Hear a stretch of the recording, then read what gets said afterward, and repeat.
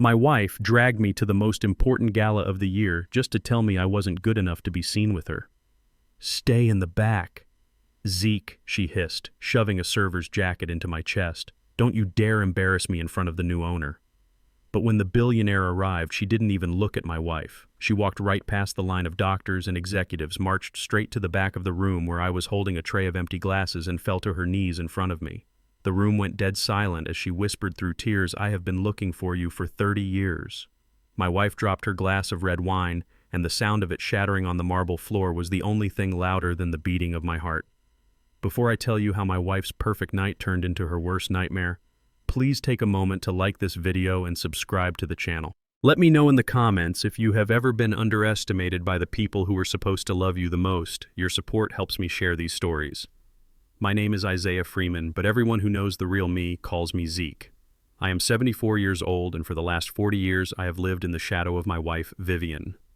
To the world, Vivian Freeman is the prestigious director of St. Jude's Private Hospital, a pillar of the community, a woman of elegance and power. To me, she is the woman who has spent 4 decades trying to scrub the smell of cleaning fluid off my skin.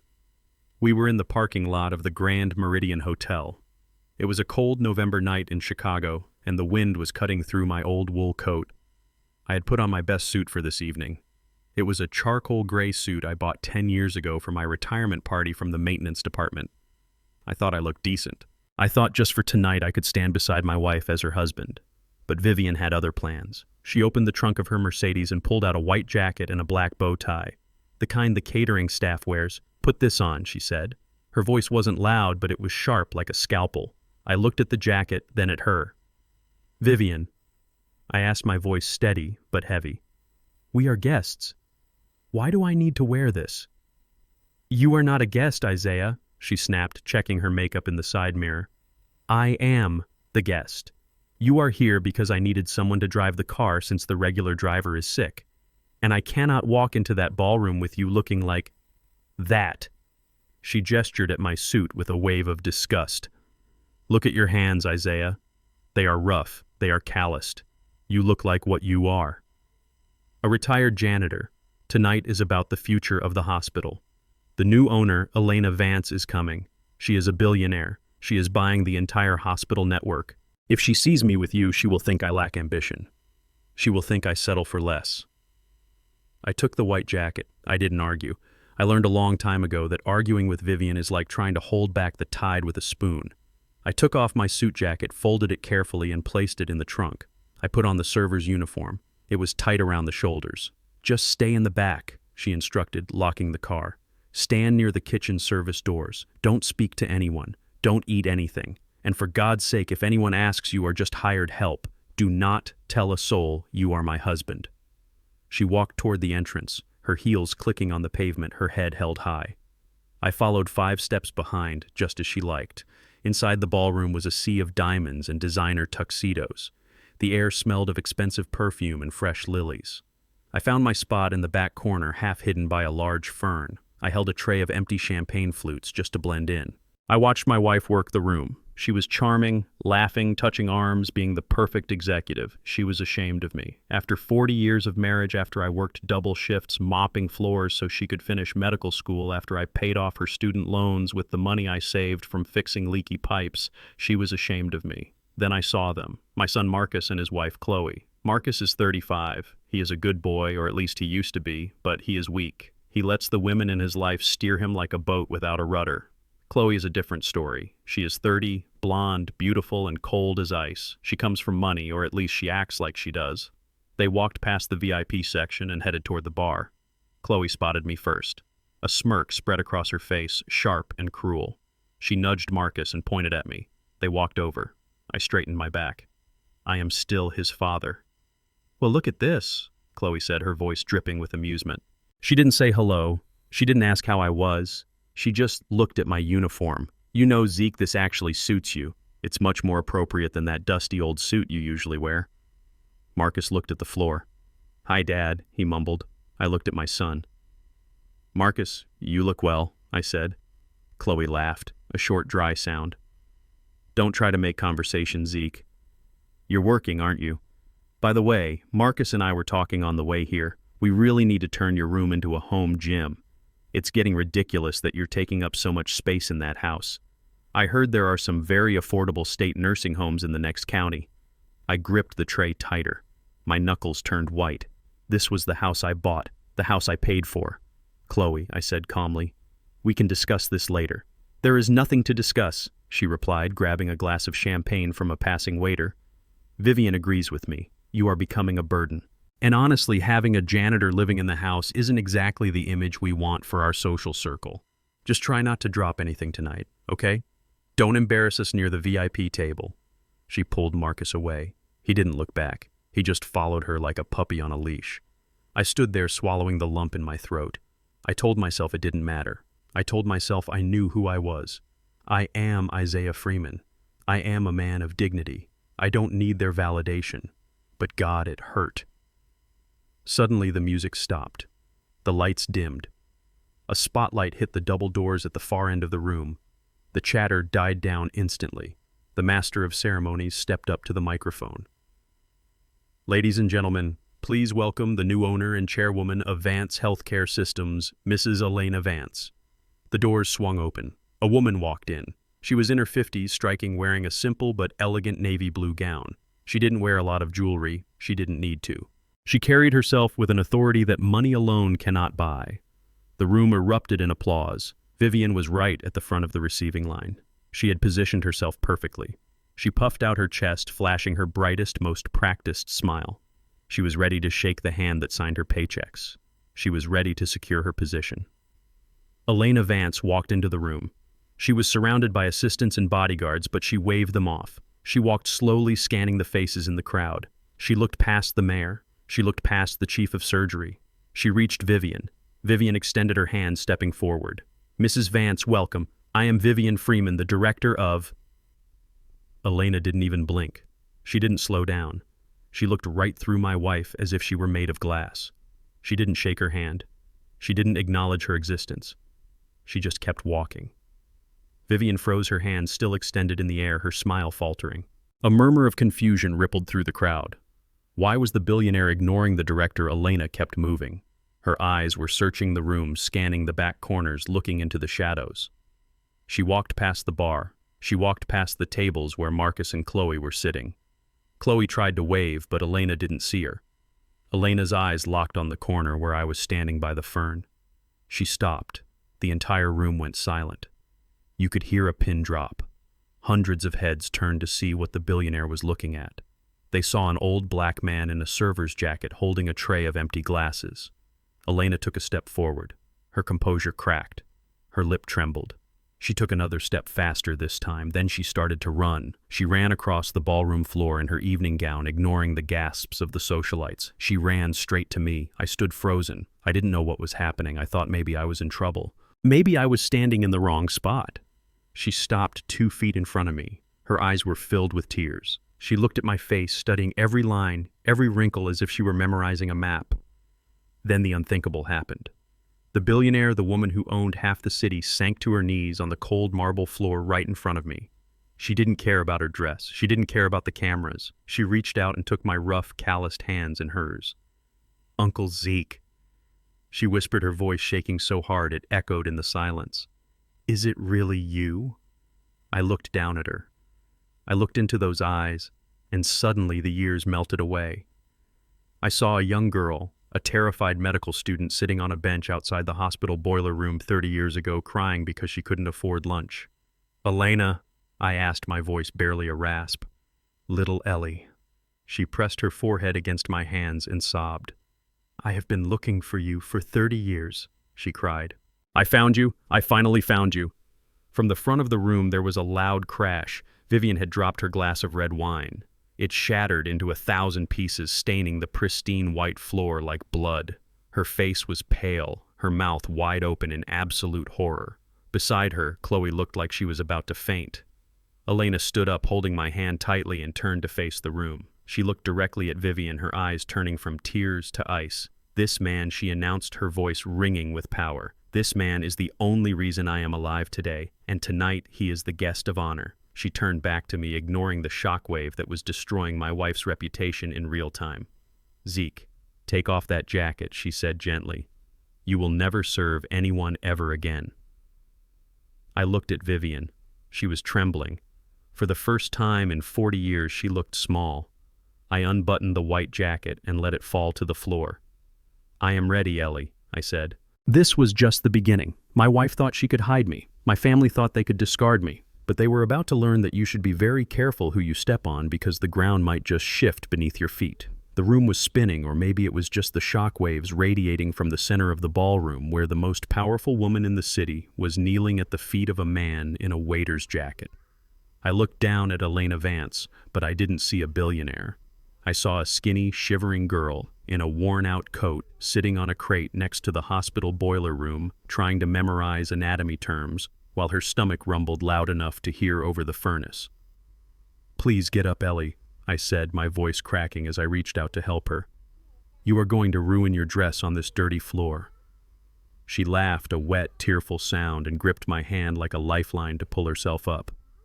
I don't care about the dress, Zeke. I don't care about any of this. I thought you were dead. I went back to find you after I graduated, but they told me you had moved on. They said there was no record of you. I felt a knot tighten in my stomach. I knew exactly who they were. Vivian handled all the personnel files. She had erased me from the hospital's history the moment she got promoted to administration. Before I could answer, a shadow fell over us. It was Vivian. She had recovered from her shock, or at least she had plastered her mask back on. She stepped between us, physically pushing me back with her shoulder, her perfume cloying and suffocating.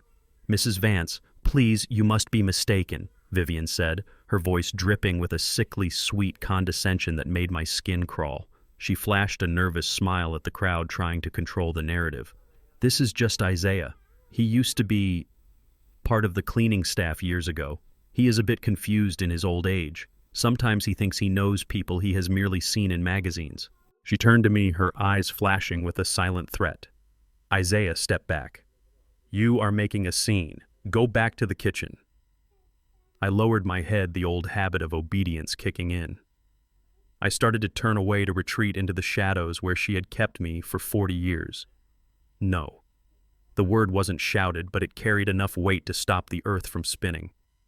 Elena reached past Vivian and grabbed my arm. Her grip was iron. She is not mistaken, Vivian, Elena said. Her voice had changed. The warmth was gone, replaced by the cold, hard steel of a woman who negotiates billion-dollar mergers.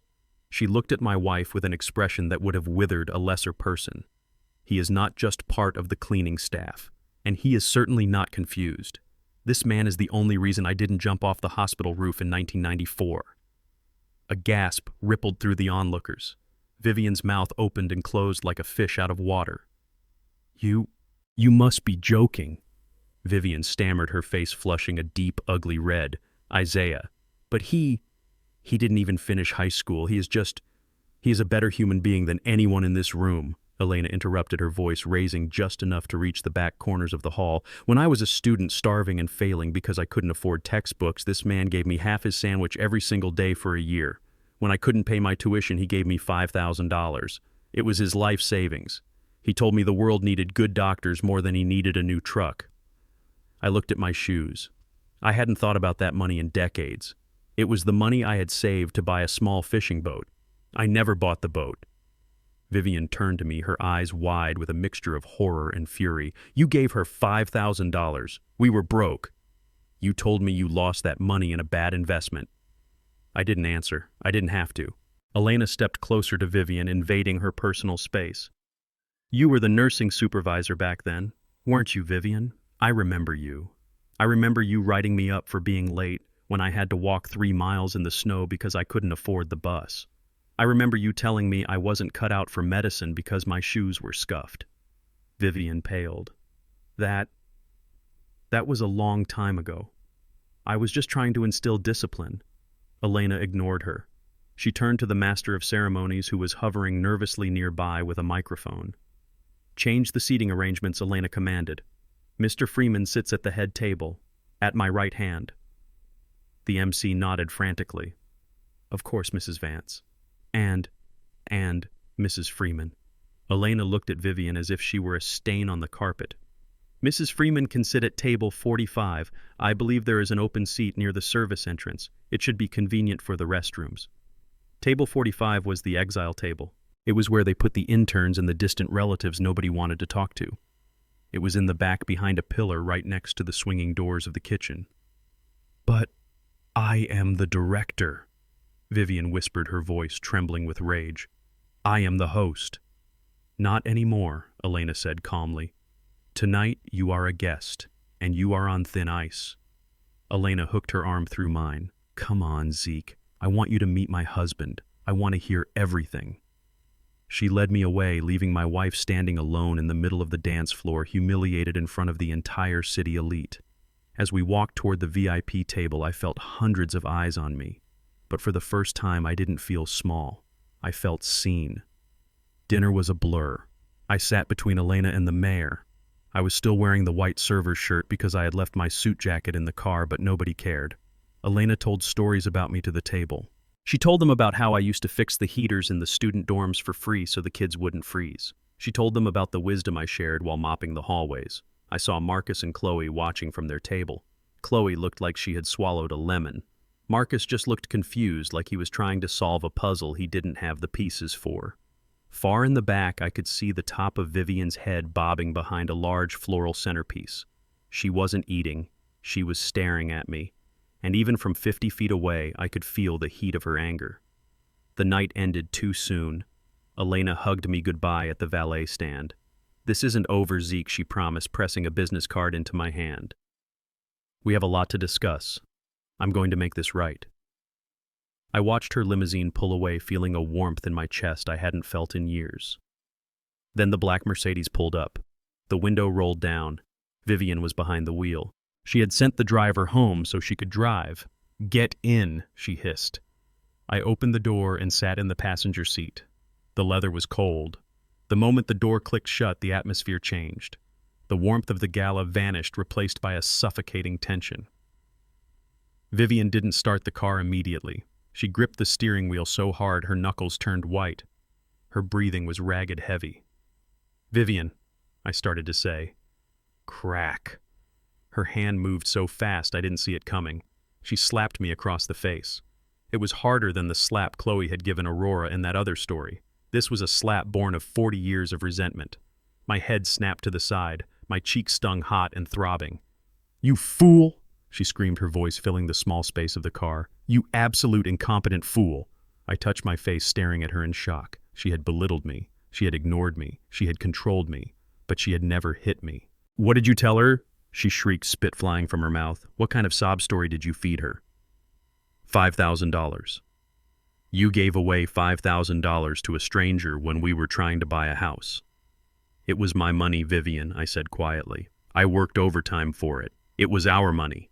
She yelled, pounding the steering wheel. "Everything you make is mine. I am the one who built this life. I am the one who clawed my way to the top. And you tried to destroy it all in one night." She started the car and peeled out of the parking lot, driving recklessly fast. The city lights blurred past us. "Do you have any idea what you have done?" she continued, her voice dropping to a terrifyingly low growl. "You embarrassed me. You made me look like a monster in front of the new owner." She put me at table 45. "Isaiah, table 45. I was sitting next to the ice machine. "It wasn't my fault, Vivian," I said, looking out the window. She recognized me. "I can't help that I was kind to her." "Kindness," she scoffed. "That wasn't kindness. That was stupidity. And now she thinks you are some kind of saint and I am the wicked witch. Well, I am not going to let you ruin my career. I have worked too hard to let a janitor bring me down." She swerved around a corner, tires screeching. "Here is what is going to happen," she said. "Tomorrow morning we are going to her office. You are going to tell her that you were confused. You are going to tell her that you mixed her up with someone else. You are going to tell her that your memory is failing." I looked at her. "You want me to lie. You want me to tell her I am senile." "Yes," she screamed. "I want you to tell her whatever it takes to fix this. You will tell her that I am a wonderful wife who takes care of her sick, confused husband. You will refuse any gifts, any money, any offers she makes. You will tell her you just want to be left alone in your retirement. And if I don't," I asked. Vivian slammed on the brakes at a red light. She turned to me, her eyes dark and empty. "If you don't, Isaiah," she whispered, "I will divorce you. I will take the house. I will take the pension. I will make sure you end up in a state-run facility where the nurses don't change the sheets. You think you are a hero tonight? Without me, you are nothing. You are a homeless old man with rough hands. I looked at the woman I had married. I looked for a trace of the girl I had fallen in love with, but she was gone. Maybe she had never existed. Maybe I had just projected my own hope onto her ambition. We pulled into the driveway of our large, cold house, the house that Marcus and Chloe wanted me out of. "Get out," she said, "and don't think about sleeping in the bedroom. You are sleeping in the basement tonight. I can't stand the sight of you." I got out of the car. The night air was biting. I watched her storm into the house I had paid for with 40 years of sweat. I touched the business card in my pocket, Elena's card. Vivian thought she had won. She thought her threat had silenced me. She thought I was still the same man who had taken her orders for 4 decades. But as I walked toward the side door that led to the basement, I realized something. The slap hadn't broken me. It had woken me up. I wasn't going to her office tomorrow to apologize. I was going to her office to tell the truth. All of it. Vivian wanted a war. She was about to find out that the janitor knew where all the bodies were buried, and for the first time in my life I wasn't cleaning up the mess. I was about to make one. I woke up to the sound of furious pounding on the front door. It was barely 7 in the morning. My back was stiff from sleeping on the old cot in the basement where Vivian had banished me the night before. The air down there smelled of mildew and old cardboard, a sharp contrast to the lavender-scented sheets of the master bedroom I had paid for but was no longer allowed to enter.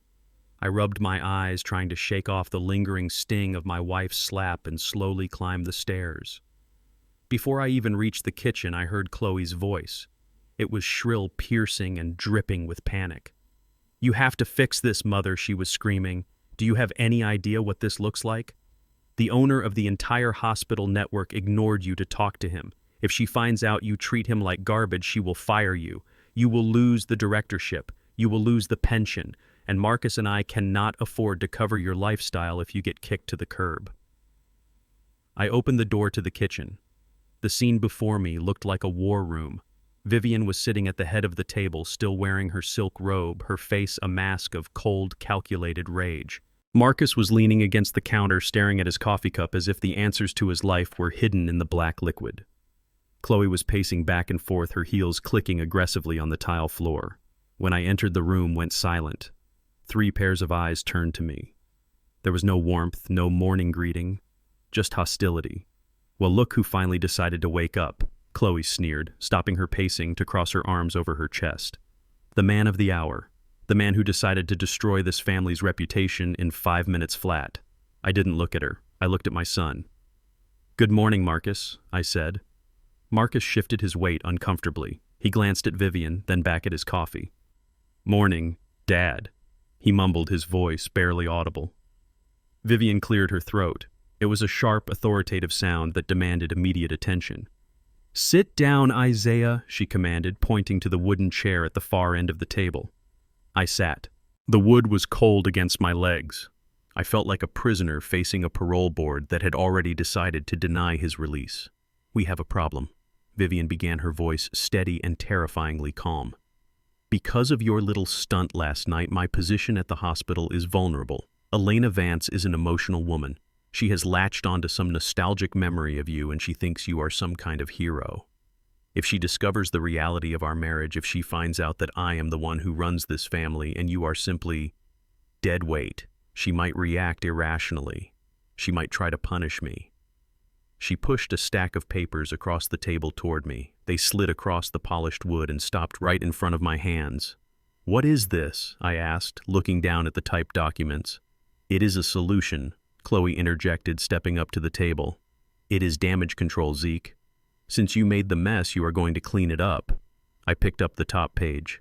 My hands were trembling slightly, not from age, but from a rising sense of dread. I began to read. It was a legal document drafted in standard boilerplate language, but the content was monstrous. It was a formal admission of cognitive decline. By signing this, I would be admitting that I was suffering from early-onset dementia. I would be admitting that my memory was unreliable, that I often confused strangers for old acquaintances, and that my interaction with Elena Vance was a result of confusion and disorientation. But that wasn't all. The second page was a power of attorney. It granted Vivian full, unrestricted control over all my finances, my pension, my social security, and any assets in my name. It stated that this was necessary to compensate the family for the reputational damage caused by my erratic behavior. I looked up from the papers. The kitchen felt airless. "You want me to say I am crazy?" I asked, my voice low. "You want me to tell the world I am senile? It is not about what you are, Isaiah," Vivian said, leaning forward, her eyes hard as flint. "It is about protecting this family. If you admit you are confused, then Elena will understand why I keep you in the background. She will understand why I treat you firmly. She will see me not as a cruel wife, but as a long-suffering caretaker dealing with a difficult, mentally declining husband. It makes me the hero again. And the money," I asked, tapping the second page. "Why do you need my pension? You make 20 times what I make." "Compensation," Chloe snapped. "Do you have any idea how embarrassing it was last night? My friends were texting me asking why my father-in-law was serving drinks. We need to secure our future in case your little friend Elena decides to fire Vivian. We need a safety net. And since you are the cause of the risk, you should provide the insurance." I looked at Marcus. He was still staring at his coffee, but I could see his knuckles were white around the mug. "Marcus," I said, "do you agree with this? You want your father to sign away his mind? You want me to lie and say I don't know who I am?" Marcus finally looked up. His eyes were wet, but there was no strength in them, just fear. "Dad, please," he said, his voice cracking. "Mom worked so hard for that job. If she loses it, we all lose. Just sign the papers. It's just a formality. Nothing has to change. You can still live here. We will take care of you." "Take care of me," I repeated. "Like you took care of me last night, by telling me to stay in the back, by laughing when your wife called me a burden." Marcus flinched and looked away. Vivian slammed her hand on the table. "Enough of the melodrama, Isaiah. Pick up the pen. Sign the papers. We are going to Elena's office in an hour, and you are going to hand this to her personally. You are going to apologize for your confusion, and we are going to put this nightmare behind us." She held out a heavy, expensive fountain pen. The gold nib glinted in the morning light. I looked at the pen. I looked at the contract that would turn me into a legal child, a slave in my own home. I thought about the 40 years I had spent supporting Vivian. I thought about the double shifts. I thought about the weekends I spent fixing the roof because we couldn't afford a contractor. I thought about Elena Vance kneeling on the floor, looking at me with more respect in 5 minutes than my family had shown me in a lifetime. For 40 years I had said yes. Yes, Vivian. Whatever you want, Vivian. I'm sorry, Vivian. I took a deep breath. The air in the kitchen tasted bitter, like stale coffee and betrayal. "No," I said. The word hung in the air. It was soft, but it was solid. Vivian blinked. "Excuse me, I said no," I repeated louder this time. I pushed the papers back across the table. "I am not senile. I am not confused. I knew exactly who Elena was. And I am not giving you my money." Chloe let out a sharp, incredulous laugh. "Oh my God, he really thinks he is someone now. One billionaire says hello to him and suddenly he has a backbone." Vivian stood up slowly. She was shaking with rage, her face contorted into a mask of pure hatred. "You are going to sign those papers, Isaiah," she whispered, her voice like a snake sliding through dry grass. "Or you will wish you were dead." I stood up too. My knees popped, but I stood tall. "I am not signing anything, Vivian. Not today. Not ever." For a second I thought she was going to hit me again. Her hand twitched, but then she did something worse. She turned and walked out of the kitchen. "Marcus, Chloe, come with me," she ordered. They followed her without hesitation. I stood alone in the kitchen listening. I heard them go upstairs. I heard the sound of drawers being ripped open. I heard the closet door slam. A few minutes later, Vivian came back down. She was carrying an armful of my clothes, my shirts, my trousers, my underwear. She walked past me to the back door, opened it, and threw everything out onto the wet patio stones. Chloe and Marcus followed, carrying my books. My old radio, the picture frame of my mother I kept on the nightstand. They dumped it all in a pile in the mud. "If you are not going to sign," Vivian screamed, turning back to face me, "then you are not sleeping in this house.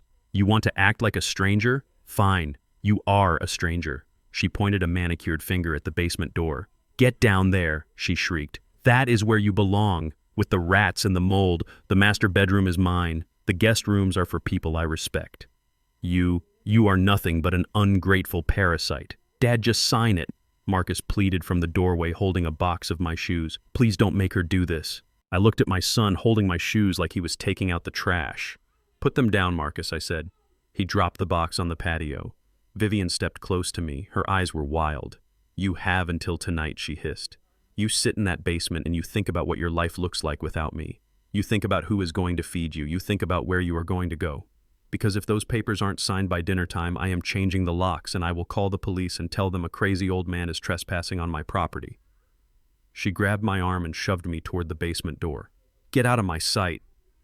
I stumbled but caught myself on the doorframe. I didn't look back at them. I couldn't bear to see the triumph in Chloe's eyes or the cowardice in Marcus's. I walked through the door and down the wooden steps into the dark. Vivian slammed the door behind me. I heard the lock click. Then I heard the heavy thud of a chair being wedged under the doorknob. I was trapped. I was in the dark. I was surrounded by the cold, damp air of the underground. I sat down on the edge of the old cot. My hands were shaking, but not from fear. Not anymore. Vivian thought she had broken me. She thought that by throwing my clothes in the mud and locking me in the dark, she would force me into submission. She thought the darkness would make me weak. But she forgot something. I worked in the maintenance tunnels for 30 years. I know how to navigate the dark. I know that when the lights go out, your eyes adjust. You start to see things you couldn't see before. I sat there in the silence, and for the first time in 40 years, I didn't feel like a husband or a father or a janitor. I felt like a man who had nothing left to lose, and a man with nothing to lose is the most dangerous man in the world. I reached into my pocket and pulled out the small white card Elena had given me. I couldn't see the numbers in the dark, but I ran my thumb over the embossed letters. Vivian wanted a war. She had fired the first shot. She had taken my bed, my clothes, and my dignity, but she hadn't taken my voice, and she was about to find out exactly how loud I could be. The basement was colder than I remembered. The dampness seeped into my bones, making my joints ache with a dull, throbbing rhythm that matched the pounding of my heart. I had spent the night sitting on a rusted folding chair wrapped in a moth-eaten blanket I found in a storage bin. Upstairs, I could hear the muffled sounds of the life I had paid for but was no longer allowed to live. I heard the coffee grinder. I heard the television. I heard my wife and son living as if I had simply ceased to exist. My old flip phone buzzed in my pocket. It was the only thing they hadn't taken, probably because they thought it was worthless. The screen was cracked, but I could see an unknown number flashing. "Hello," I answered, my voice raspy from disuse. "Mr. Freeman," a crisp, professional voice said. "This is Arthur, personal assistant to Mrs. Elena Vance. Mrs. Vance requests the pleasure of your company for lunch. A car is waiting outside your residence." I stood up, my knees popping. "Now, immediately, sir." I walked to the basement door. The chair was still wedged under the knob from the outside. I knocked tentatively at first, then harder. "Open the door," I shouted. "I need to leave." I heard footsteps. The chair scraped across the floor. The door swung open, revealing Vivian. She was dressed in her power suit, a sharp navy blazer, and a pearl necklace. She looked at me with a mixture of disgust and triumph. "Changed your mind, Isaiah?" she sneered.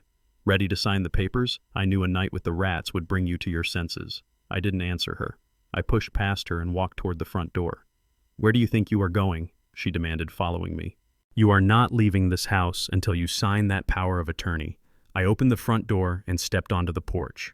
Parked in our driveway, blocking Marcus's leased Porsche, was a silver Rolls-Royce Phantom. It was a machine of pure elegance gleaming in the morning sun. A chauffeur in a black uniform stood by the rear passenger door. Vivian stopped dead in her tracks. Her eyes widened. Her expression shifted instantly from anger to greedy anticipation. "Oh," she breathed, smoothing her hair. "She sent a car. Of course she did. She wants to apologize. She wants to smooth things over before I sue her for emotional distress." She pushed past me, descending the porch steps with a bright fake smile plastered on her face. "Good morning," she said to the chauffeur, extending her hand as if she were royalty. I am Vivian Freeman. Please take us to Mrs. Vance immediately. We have much to discuss. She reached for the door handle. The chauffeur stepped in front of her. He didn't touch her, but his presence was a wall she couldn't pass. He was a large man, impassive and imposing. "Excuse me, ma'am," he said, his voice deep and unyielding. Vivian blinked, her smile faltering. "Excuse me, I am the director of St. Jude's. Mrs. Vance is expecting us."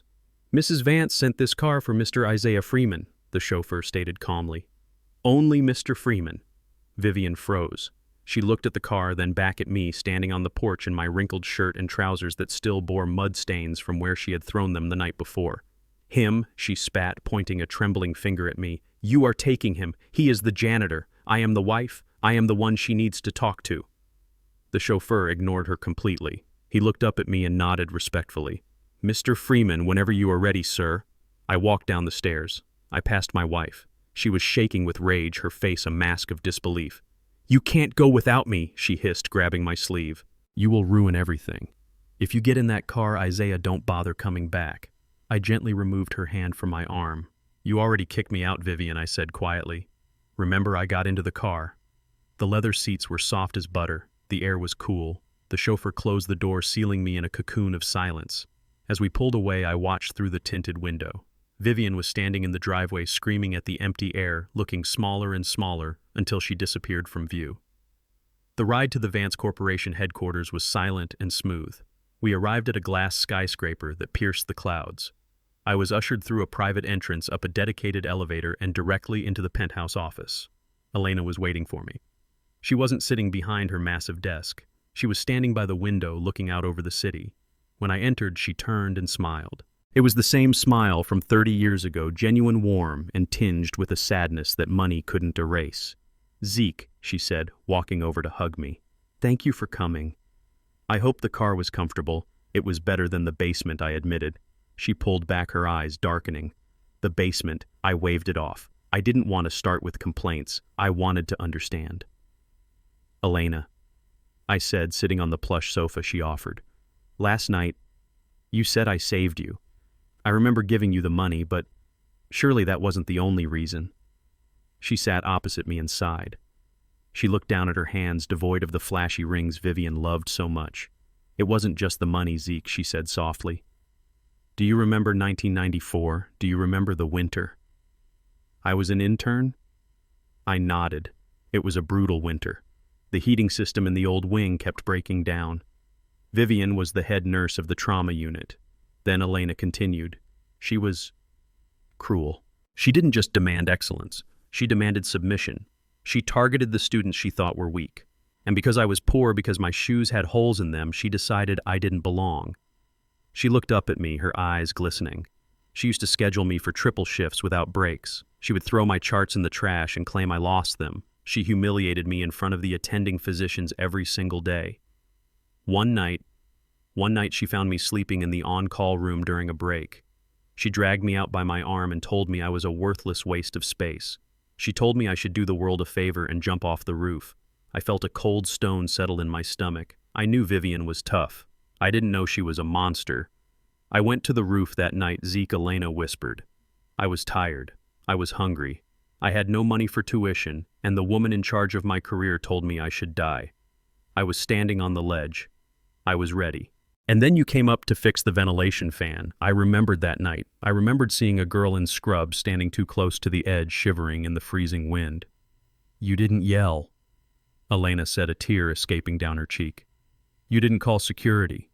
You just walked over, took off your heavy coat, and wrapped it around my shoulders. You handed me a thermos of hot soup. And you said, 'Little one, the view is better from the ground.'" I stared at her. I had forgotten the words, but the feeling came rushing back. The desperate need to keep a child safe. "You sat with me for 3 hours, she said. "You told me that mean people are just loud, but good people are strong. You told me that I had a gift. And the next day you found me in the hallway and handed me an envelope. $5,000, I murmured. "It was everything you had," she said. "You told me it was for a boat. But you gave it to me. You said, 'Invest in yourself, Ellie. The boat can wait.'" She stood up and walked to her desk. She picked up a thin, rectangular piece of paper and walked back to me. I invested at Zeke. I finished school. I built a company. I bought the hospital network that tried to break me. And now, she handed me the paper. It was a check. I looked at the numbers. I blinked, thinking my eyes were playing tricks on me. 5 followed by 7 zeros. $50 million. This isn't charity, she said firmly. This is your return on investment. I calculated the compound interest of kindness. This is honorary stock in Vance Healthcare. It makes you a major shareholder. It makes you wealthy, Zeke. You never have to sleep in a basement again. You never have to take orders from anyone. I held the check. My hands were shaking. $50 million. It was enough to buy a fleet of boats. It was enough to buy the whole neighborhood where Vivian lived. It was freedom. But then I thought about Vivian. I thought about the slap. I thought about the contract she tried to make me sign, admitting I was crazy. If I took this money, Vivian would just try to take it. She would sue me. She would claim it was marital property. She would gaslight me until I believed I didn't deserve it. Money wouldn't fix the hole in my chest where my dignity used to be. I looked at Elena. I placed the check gently on the coffee table. I can't take this, Ellie. Elena looked shocked. Zeke, it's yours. You earned it. I shook my head. You don't understand. If I take this home, Vivian will destroy me for it. She will turn it into poison. She has controlled every penny I've earned for 40 years. If I walk in there with $50 million, she won't respect me. She will just see a bigger bank account to manage. Elena leaned forward, her brow furrowed. Then what do you want? Name it. A house. A car? I can buy you an island, Zeke. I looked her in the eye. I want my wife to respect me, I said, my voice breaking. I want her to look at me and see a man, not a servant. I want my son to look at me without shame. I want them to know that they were wrong about me, not because I'm rich, but because I'm me. Elena stared at me for a long moment. Then a slow, dangerous smile spread across her face. It wasn't the smile of the grateful student anymore. It was the smile of the shark that ate the other sharks.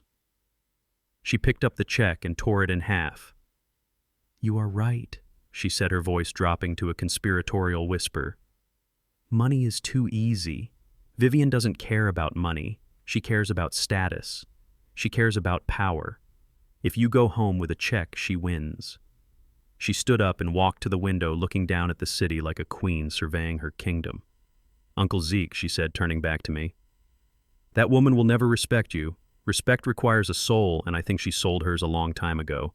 But if you want to teach her a lesson, if you want to show her exactly who she married, and I can help you do that. She walked back and took my hands. We aren't going to give you money. We are going to give you power. We are going to put you in a position where she has to look up to you, where she has to answer to you.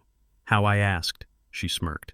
I just bought her hospital, Zeke, and I haven't appointed a chairman of the board yet. She squeezed my hands. Go home. Let her think she's won. Let her think you're weak. Let her think you're broken. Because when we are done with her, she is going to wish she had never learned to spell your name. I looked at the torn check on the table, then at the fire in Elena's eyes. I nodded. Okay, Ellie, let's do it. I walked the last 2 blocks to the house, the cold wind biting at my face, but it couldn't cool the fire burning in my chest. The chauffeur had offered to drive me right to the door, but I refused. I couldn't let them see the Rolls-Royce again. They had to believe I was defeated. They had to believe I had walked away from Elena Vance with nothing but my pride, which to them was worth less than nothing. I touched the pocket where I had hidden the business card, my only lifeline in the shark tank I was about to re-enter. When I opened the front door, I expected silence. I expected to be ignored, to be treated like a ghost haunting the hallways. Instead, I walked into a hurricane. The living room was a disaster zone. Cushions were thrown on the floor, drawers were pulled out, and papers were scattered everywhere. In the center of the chaos stood Vivian and Chloe, panting like wild animals. When they saw me, they didn't look guilty. They looked like predators who had finally cornered their prey. Where is it? Vivian screamed, lunging at me. She grabbed the lapels of my wrinkled jacket and shook me, her nails digging into my chest through the fabric. Where is what I asked, keeping my voice low and steady, though my heart hammered against my ribs. The money, Isaiah. The check. Chloe shrieked, coming up behind her. We know she gave you something. Elena Vance doesn't just invite a janitor to lunch to chat about the good old days. She bought you off. Where did you hide it? They began to pat me down. My own wife and daughter-in-law tearing at my clothes, reaching into my pockets, their hands frantic and greedy. They turned my pockets inside out. They checked my socks. They even ripped off my shoes and shook them upside down. Nothing fell out but a little bit of dust. I stood there letting them violate my dignity, feeling a cold detachment settle over me. They were looking for a check. They had no idea I had come back with something far more dangerous. You are useless. Vivian pushed me away, her face twisted in disgust. You sat there with a billionaire for 2 hours and you got nothing. You didn't ask for a settlement, you didn't ask for compensation for the years of poverty I endured because of you. I didn't ask for anything, Vivian, I said. We just talked. You are a senile old fool, Chloe spat, kicking my shoe across the room. You had a golden ticket and you threw it away. You are too stupid to even be greedy. God, you are a waste of space. Get out of my sight, Vivian growled. Go to your room. And by room, I mean the basement. If you aren't going to contribute to this family, you aren't going to enjoy its comforts. I went down to the basement without a word. I sat on the cot listening to them stomp around upstairs, cursing my name. I knew this was the calm before the storm. They were desperate. Their financial house of cards was crumbling, and they had pinned their hopes on a payout from Elena. Now that they thought I had come back empty-handed, I knew they would move to the next phase of their plan. They needed control of my pension, my social security, and the equity in the house. And to get that, they needed to prove I was unfit. The war began the next morning. I woke up with a pounding headache. My blood pressure had been creeping up lately, the stress of the last few months taking its toll on my heart. I went upstairs to the kitchen to take my medication. The bottle was sitting on the counter where I always left it. Chloe was there chopping vegetables with a large knife. She didn't look at me. She was humming a little tune, a smile playing on her lips that didn't match the coldness in her eyes. "Morning, Zeke," she said cheerfully. "Did you sleep well in your dungeon?" I ignored her and unscrewed the cap of my pill bottle. I tipped a pill into my hand. It looked different. The blue was a slightly lighter shade. The shape was just a fraction rounder. "What is this?" I asked, holding up the pill. "It is your medicine, Zeke," Chloe said, not missing a beat in her chopping. "Don't be paranoid." I looked at the bottle. The label was correct. My name was on it. But I had worked in a hospital for 30 years. I knew what medications looked like. "This isn't my blood pressure pill," I said. Chloe slammed the knife down. "Oh my God, here we go. The paranoia. You are losing it, old man.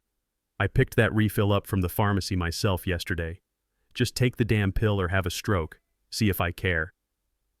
I hesitated. If I didn't take it, my pressure would spike. If I did take it and it was wrong. But I had to play the part. I had to be the confused, dependent old man. I swallowed the pill with a glass of water. Within an hour, I knew something was wrong. My head didn't clear. Instead, a heavy fog descended over my brain. My limbs felt like lead. I sat in the armchair in the corner of the living room trying to read the newspaper, but the words kept swimming in front of my eyes. I felt dizzy, weak, and incredibly tired. Chloe walked in, watching me closely. "You look terrible, Zeke," she observed, her voice dripping with fake concern. "Are you confused again? Do you know what day it is?" "It is Wednesday," I slurred. My tongue felt thick. "It is Friday, Zeke," she corrected me, laughing. "See, you are losing track of time. Your brain is turning to mush." I tried to stand up, but my knees buckled. I sank back into the chair. Later that afternoon, the real torture began. I went to the kitchen to get a glass of water. I reached into my pocket for my wallet. It was gone.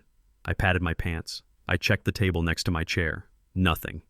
Looking for something, Vivian asked, walking into the room. She was holding a glass of wine, watching me with hawk-like intensity. "My wallet," I mumbled. "I had it this morning." She sighed, a long, exaggerated sound of exhaustion. "Oh, Isaiah, not again. We just went through this yesterday." "We didn't go through this yesterday," I said, trying to fight through the fog in my brain. "Yes, we did. You lost it yesterday, too. Check the refrigerator." "The refrigerator? Why would my wallet be in the refrigerator? Just check it," she commanded. I walked to the fridge and opened the door. There, sitting on the middle shelf next to the milk carton, was my old leather wallet. I stared at it. I knew I hadn't put it there. I knew it. But the drug Chloe had given me was making it hard to think straight. Was I losing my mind? Had the stress finally broken me? See, Vivian said from behind me. You are deteriorating, Isaiah. It is getting dangerous. First, the wallet in the fridge. What is next? Leaving the gas on. Burning the house down while we sleep. I grabbed the wallet. My hands were shaking uncontrollably.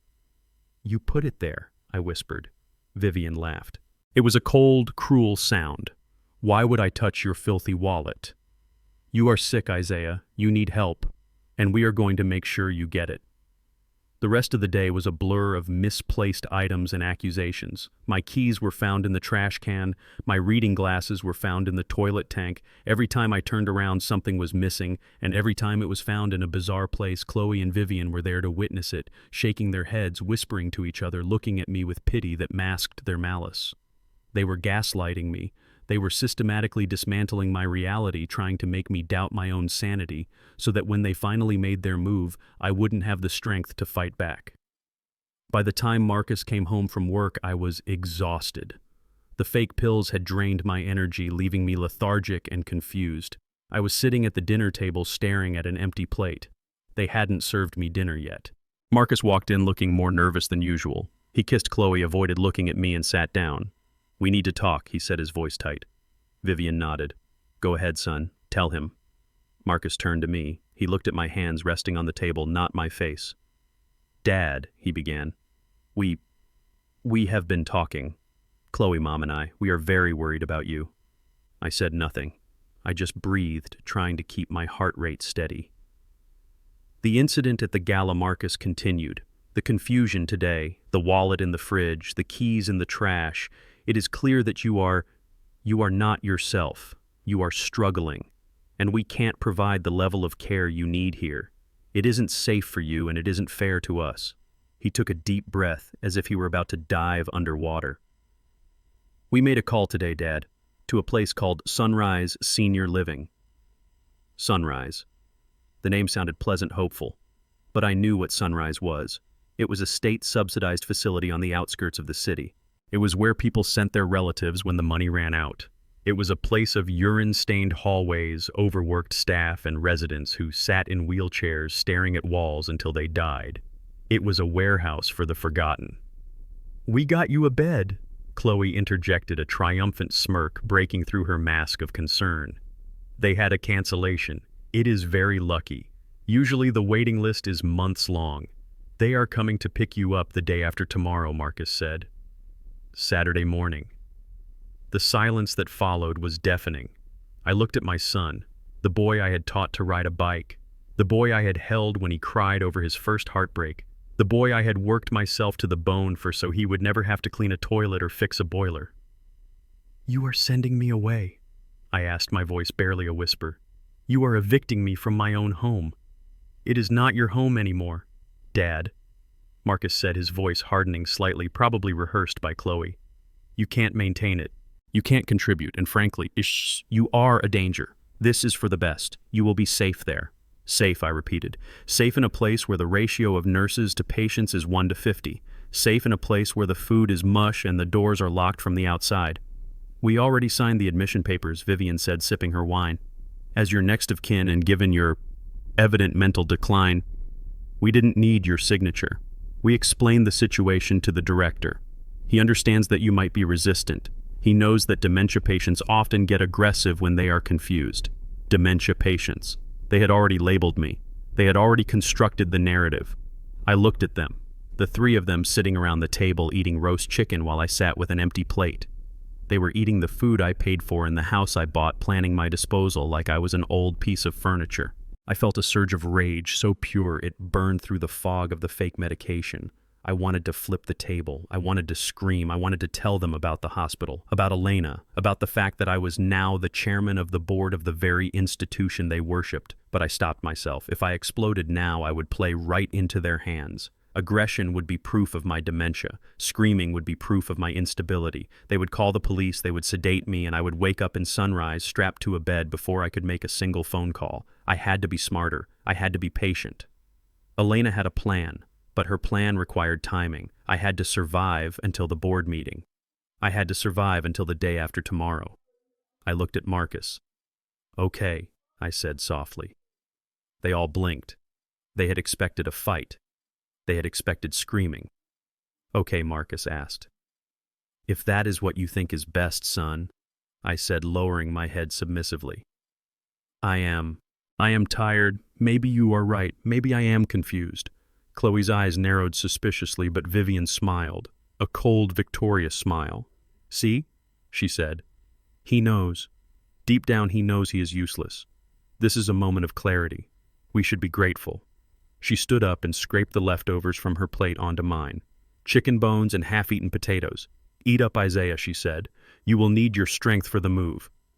I looked at the scraps on my plate. I picked up a fork, and I ate. I ate because I needed the energy. I ate because every bite fueled the fire in my gut.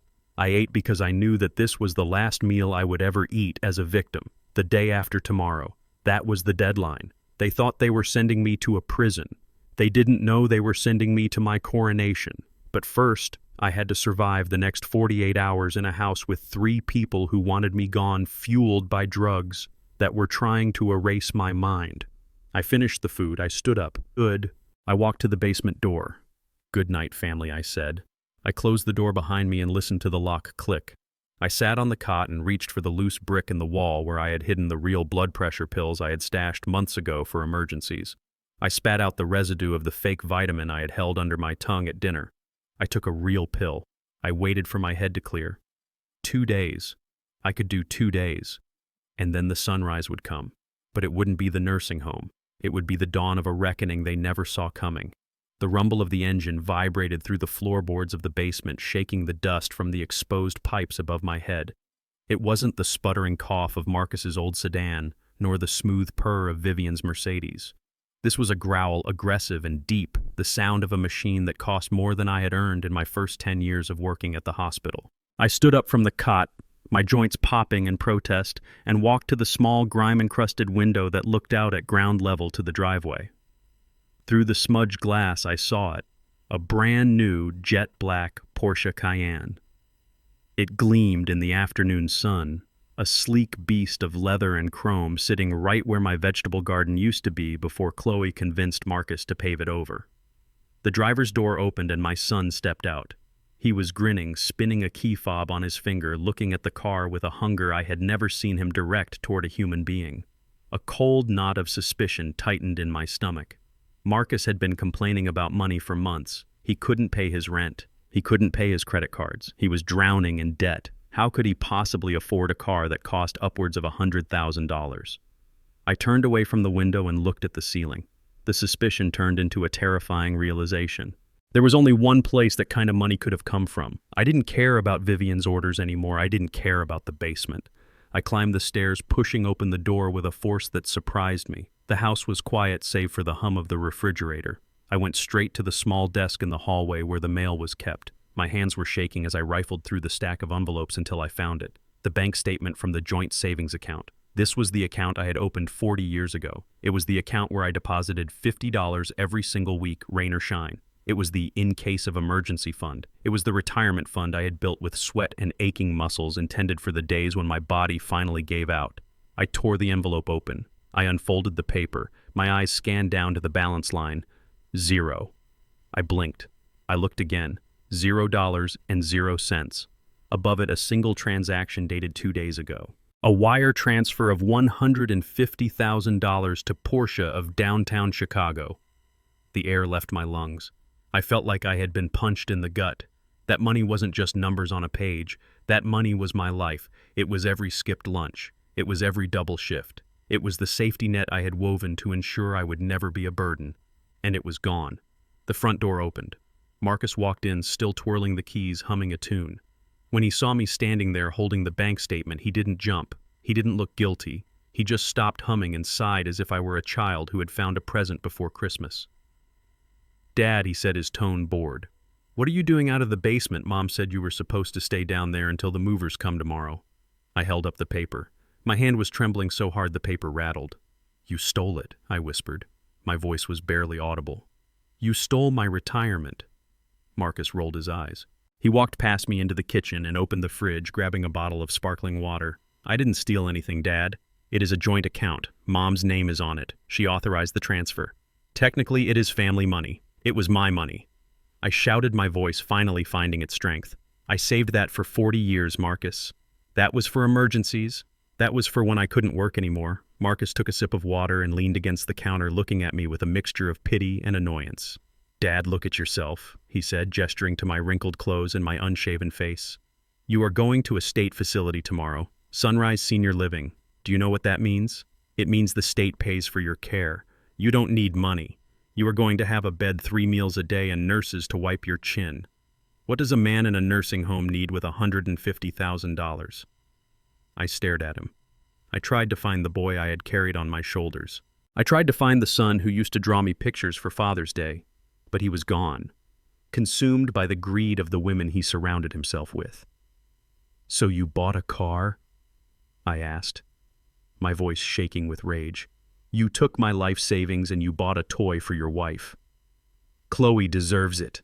Marcus snapped, his face hardening. She has put up with a lot, Dad, living in this house with you, creeping around, dealing with your dementia. She needed a pick-me-up. Besides, think of it as an early inheritance.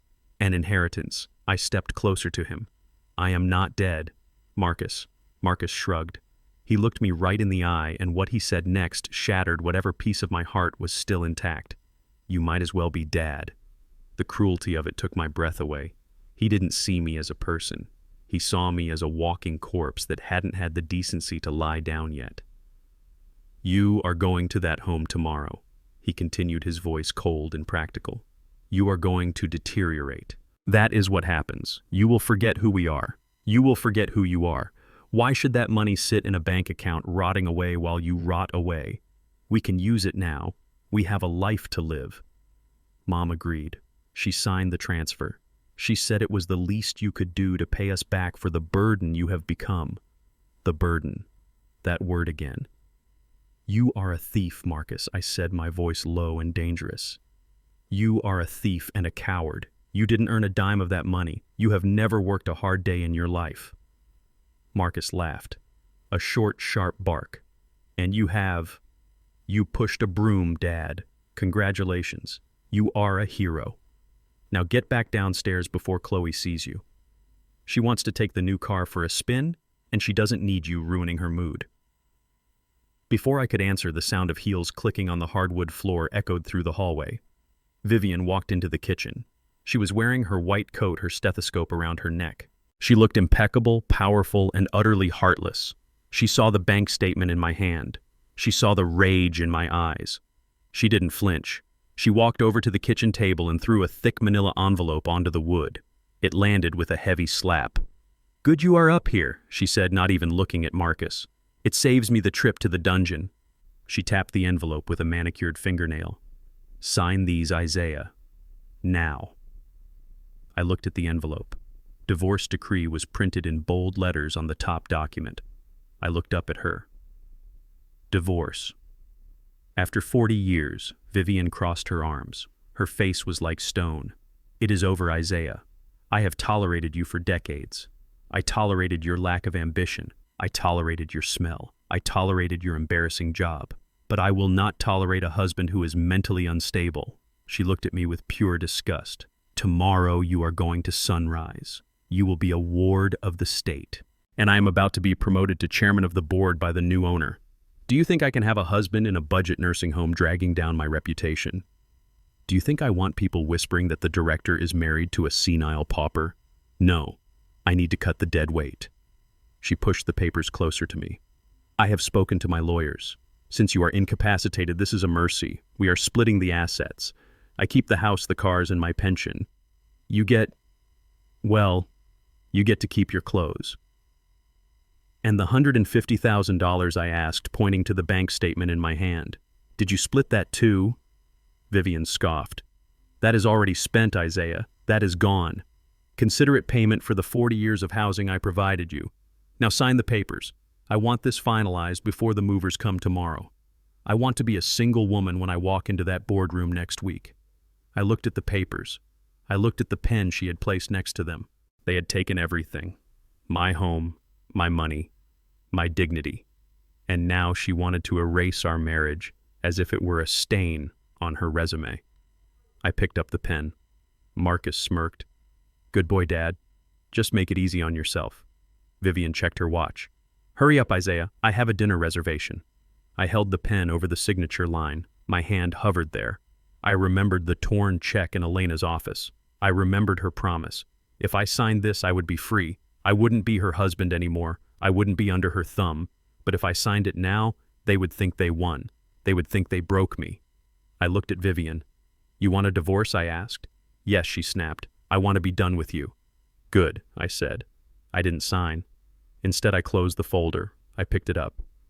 I will have my lawyer review this, I said calmly. Vivian laughed. It was a high, shrill sound. Your lawyer. You don't have a lawyer, Isaiah. You don't have $1 to your name. You can't even afford a bus ticket. I tucked the folder under my arm. You might be surprised, Vivian, I said. You might be very surprised at what I can afford.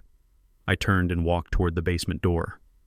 Where are you going with those papers? Vivian shrieked, lunging for me. Give them back. You sign them now. I stopped and turned. I looked at her with a gaze so cold it stopped her in her tracks. If you touch me, Vivian, I said, my voice low and vibrating with a power I hadn't felt in years, I will walk out that front door right now. I will walk to the police station. And I will tell them about the pills. I will tell them about the stolen money. And I will tell them that the director of St. Jude's is abusing a vulnerable senior citizen. Do you think your promotion will survive that investigation? Vivian froze. Her eyes darted to Marcus.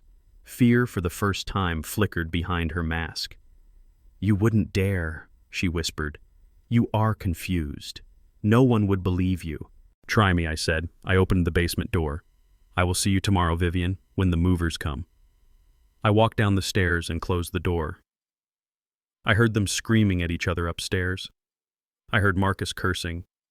I heard Vivian throwing things. I sat on the cot and placed the divorce papers next to me. I reached for the loose brick in the wall and pulled out the small burner phone Elena had given me in the car, the one I hadn't told anyone about. I dialed the number. It is Zeke, I said when she answered. Zeke, Elena's voice was warm. Are you okay? They stole my retirement, I said, my voice steady.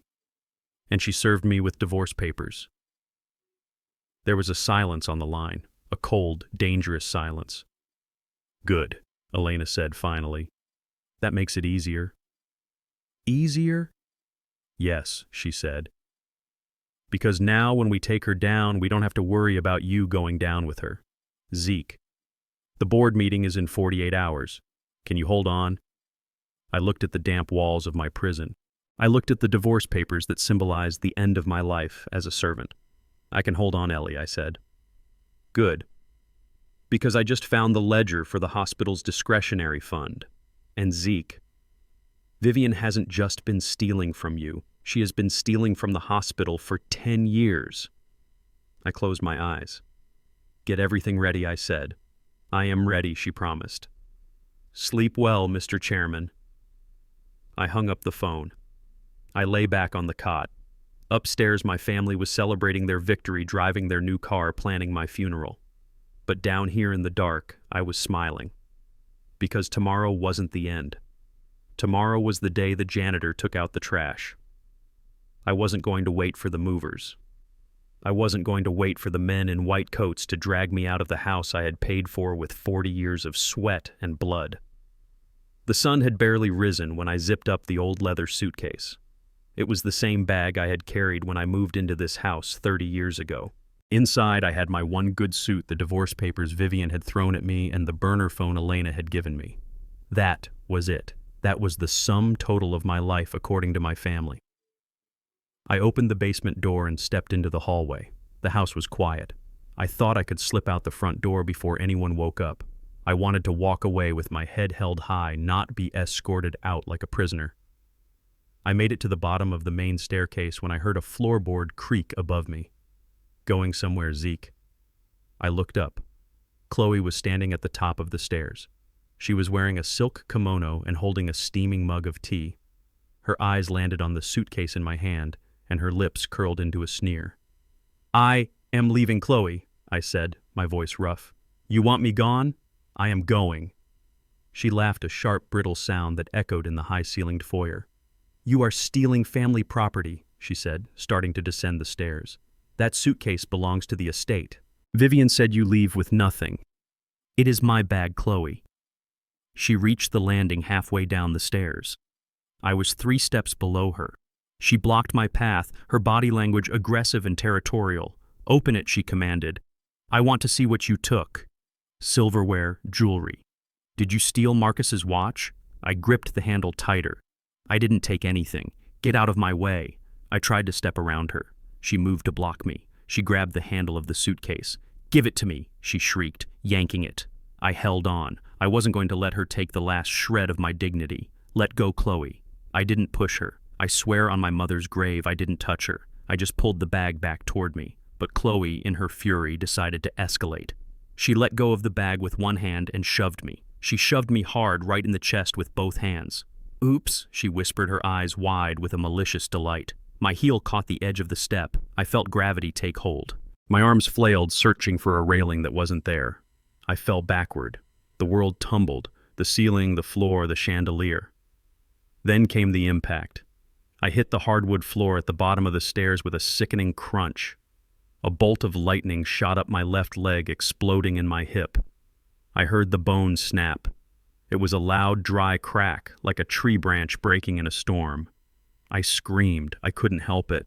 The pain was absolute. It was a white-hot fire that consumed my entire body. I curled into a ball, clutching my leg, gasping for air. Chloe stood on the stairs looking down at me. She didn't look horrified. She didn't look sorry. She looked curious, like a child watching an insect she had just crushed.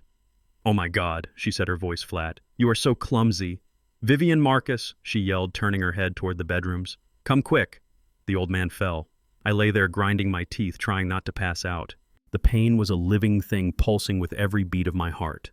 Vivian came running down the stairs in her nightgown, Marcus trailing behind her, rubbing sleep from his eyes. When Vivian saw me lying in a heap at the bottom of the stairs, seeing the unnatural angle of my leg, she didn't rush to my side. She didn't check my pulse. She stopped next to Chloe. What happened? Vivian asked, looking at me with annoyance. He tried to attack me.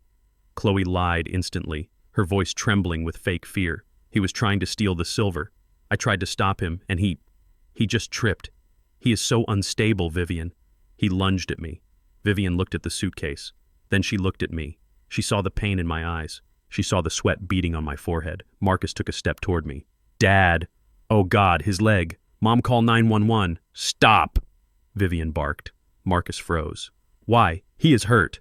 Look at his leg. Vivian walked down the last few steps and stood over me. She looked at my broken leg, then at my face. Her eyes were cold, calculating. She was doing math in her head. Don't call 911 yet, she said calmly. What? Marcus asked, horrified. Mom, he is in agony, I said.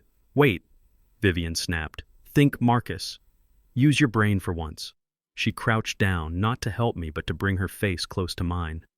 I could smell her expensive night cream. This is it, she whispered to herself, a slow smile spreading across her face. This is the proof. She stood up and turned to Chloe and Marcus. Listen to me closely. We are not calling an ambulance yet. If we call now, he might tell them he was pushed. He might try to blame Chloe. We need to make sure the story is straight. Vivian. I gasped, the pain making my vision blur. Help me, please. She ignored me. She looked at her watch. We wait 20 minutes, she declared. 20 minutes, Marcus shouted. Mom, that is torture. It is necessary, Vivian hissed. We need him confused. We need him in shock. By the time the paramedics get here, the pain needs to be so bad that he can't think straight. He needs to be rambling. He needs to look delirious. She turned to Chloe. Go get the vodka from the cabinet. Pour some on his shirt. Splash some on the floor. Chloe's eyes lit up. I understand. He was drunk. He fell because he was drunk and confused. No. I tried to shout, but it came out as a groan. I don't drink. You do now, Vivian said. Chloe ran to the kitchen. Marcus stood there wringing his hands, looking at me with tears in his eyes, but doing absolutely nothing to stop them. Marcus, I wheezed. Son, please. I can't. Dad, he whispered. I can't go against her. Chloe came back with a bottle of cheap vodka. She uncapped it and splashed it over my chest. The smell of alcohol filled my nose, making me gag. She poured a puddle on the floor next to my head. Perfect, Vivian said. Now here's the story. Isaiah has been wandering the house all night. He was hallucinating. He thought he was at the airport. That is why he has the suitcase. He was drinking. He tried to go down the stairs. He lost his balance and he fell. It is a tragedy caused by his cognitive decline. I lay there for 30 minutes. 30 minutes of hell. My leg throbbed with a violence that made me wish for unconsciousness. I listened to the clock ticking. I listened to them rehearsing their lies. Finally, Vivian pulled out her phone. She put on her best worried wife voice. 911, please hurry. It is my husband. He fell down the stairs. There is so much blood. He is confused. Please help us. She hung up and looked down at me. Don't bother trying to talk, Isaiah, she said. No one listens to a drunk, senile old man. The ambulance ride was a blur of sirens and pain. Vivian rode in the back with me, holding my hand whenever the paramedics looked, squeezing it hard enough to bruise. She told them the story, the wandering, the vodka, the dementia. They nodded sympathetically. They looked at me with pity. We arrived at St. Jude's, Vivian's hospital, her kingdom. As they wheeled me into the emergency bay, the atmosphere changed. Nurses and doctors snapped to attention when they saw Vivian. Mrs. Freeman, oh my God, what happened? My husband. Vivian cried, running alongside the gurney. He had another episode. He fell. Please get Dr. Finch. Only Dr. Finch. Dr. Finch was a weasel of a man, the chief of internal medicine and Vivian's lapdog. He owed his career to her. When he saw me, he didn't see a patient. He saw an order from his boss. Get him into Trauma 1, Finch barked. Mrs. Freeman, I am so sorry. They moved me onto a hospital bed. The pain when they shifted my leg was so intense I blacked out for a second. When I came to, Vivian was standing next to Dr. Finch, whispering furiously. She was pointing at me, then at a clipboard. I need this documented correctly, Arthur, she was saying. This wasn't just a fall. This is the progression. Look at him. He is aggressive. He is disoriented. We found him with a suitcase claiming he was going to catch a flight to Paris. Paris? I croaked. I never said Paris? Shh, Isaiah. Vivian soothed, stroking my forehead with ice-cold fingers. You are safe now. Stop fighting. She looked at Finch. He needs to be sedated, Arthur, for his own safety. And I need the admission report to reflect the reality of his condition. Cognitive impairment, secondary to advanced dementia, resulting in self-harm. Finch nodded, scribbling on the chart. Of course, Vivian. It is clear as day. The alcohol smell alone, obviously self-medicating for the confusion. We will run the toxicology, but I will put the preliminary diagnosis in now. Traumatic injury due to senile dementia, Dr. Finch. I said, grabbing his lab coat with my good hand. Listen to me. She pushed me. Chloe pushed me. I am not drunk. They poured it on me. Finch looked at my hand on his coat with distaste. He peeled my fingers off. It is okay, Mr. Freeman, he said condescendingly. We are going to give you something to help you relax. You are very confused right now. No, I shouted. I am the chairman. Check the records. Elena Vance. Vivian laughed, a sad, tragic sound for the benefit of the nurses. Oh, Arthur, do you hear him? He still thinks he knows Elena Vance. It is heartbreaking. He has been obsessing over her since he saw her on TV. Finch shook his head. The mind is a fragile thing. Nurse, bring the Haldol, 5 milligrams, and prep him for surgery. A nurse appeared with a syringe. I tried to pull away, but the pain in my leg anchored me to the bed. Vivian leaned in close, her lips brushing my ear. This is it, Isaiah, she whispered. Once this is in your medical file, you are finished. No judge will believe you, no lawyer will touch you. You are officially incompetent. After the surgery, you are going straight to the psych ward for evaluation, and from there, well, Sunrise will look like a luxury hotel compared to where I am sending you. She stood up and nodded to the nurse. Do it. I felt the needle prick my arm. I tried to fight the darkness. I tried to hold on to the image of Elena, of the plan, of the justice I was promised. But the drug was fast. The room started to spin. The lights dimmed. The last thing I saw was Vivian's face smiling down at me like an angel of death. "You lose, Isaiah," she said. And then there was nothing but black. Fan 8, Koko Trien đã được vịt hoàn chỉnh tập trung vào 3 xung đột chính theo yêu cầu sự cô lập của Isaiah mang giải cứu hoàn trang của Elena cùng đội ngũ luật sư và khu lạt bài với băng chung camera an ninh. Bạn có muốn tôi tiếp tục triển khai phần 9 kế hoạch phản công im lặng là vàng, không?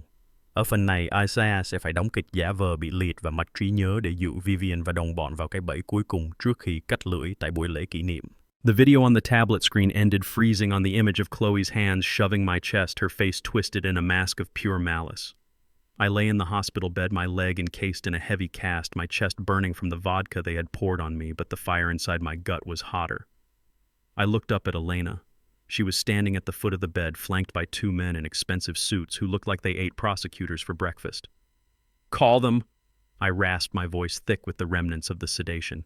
"Call the police, Ellie. I want that girl in handcuffs. I want her charged with attempted murder. I want Vivian fired. I want Marcus—" I stopped, swallowing the lump in my throat. "I want my son to see what he has become." Elena took the tablet from my hands. She looked at me with a gaze that was soft with sympathy but hard with resolve. "We can do that, Zeke," she said calmly. "We can call the police right now. They will arrest Chloe. They might charge her with assault. She will get a lawyer. She will plead it down to an accident. She will cry in court. She will get probation. And Vivian, she will spin this. She will say she wasn't there when you fell. She will say she did her best to care for you. She will keep her job. She will keep her pension. And she will keep her reputation." She walked to the side of the bed and sat down, taking my hand. "Is that what you want? A slap on the wrist? Or do you want to finish this?" I looked at her. Finish it, how Elena leaned in, her eyes gleaming with a dangerous intelligence. "We let them think they won. We let them think you are exactly what they put in that medical report, a senile, broken, helpless old man." I frowned. "Why?" "Because the hospital's 30th anniversary gala is in 3 days," she said. "It is the biggest event in the history of St. Jude's. The governor will be there. The press will be there. And Vivian believes that night is going to be her coronation. She thinks I'm going to announce her promotion to CEO of the entire regional network." She squeezed my hand. "If we arrest them now, it is a private tragedy. If we expose them then on stage in front of the entire world while she is reaching for the crown, that is not just justice, Zeke. That is total destruction. We don't just take her freedom. We take her legacy. We take her pride. We take the only thing she has ever loved more than money, her image." I thought about it. I thought about the way Vivian had looked at me when I lay at the bottom of the stairs, the calculation, the coldness. She didn't just want me hurt, she wanted me erased. "What do I have to do?" I asked. "You have to be the vegetable she wants you to be," Elena said. "You have to play the part. You are confused. You are weak. You can't remember what happened on the stairs. You can barely speak." She looked at the lawyers. "My team has blocked the transfer to the psych ward. We told Vivian that due to your fragile state and my personal interest in your case as an old acquaintance, you are to remain in the VIP suite for observation until the gala. She bought it. She thinks I am just being sentimental. She has no idea I own the cameras in her house. So I just lie here," I asked.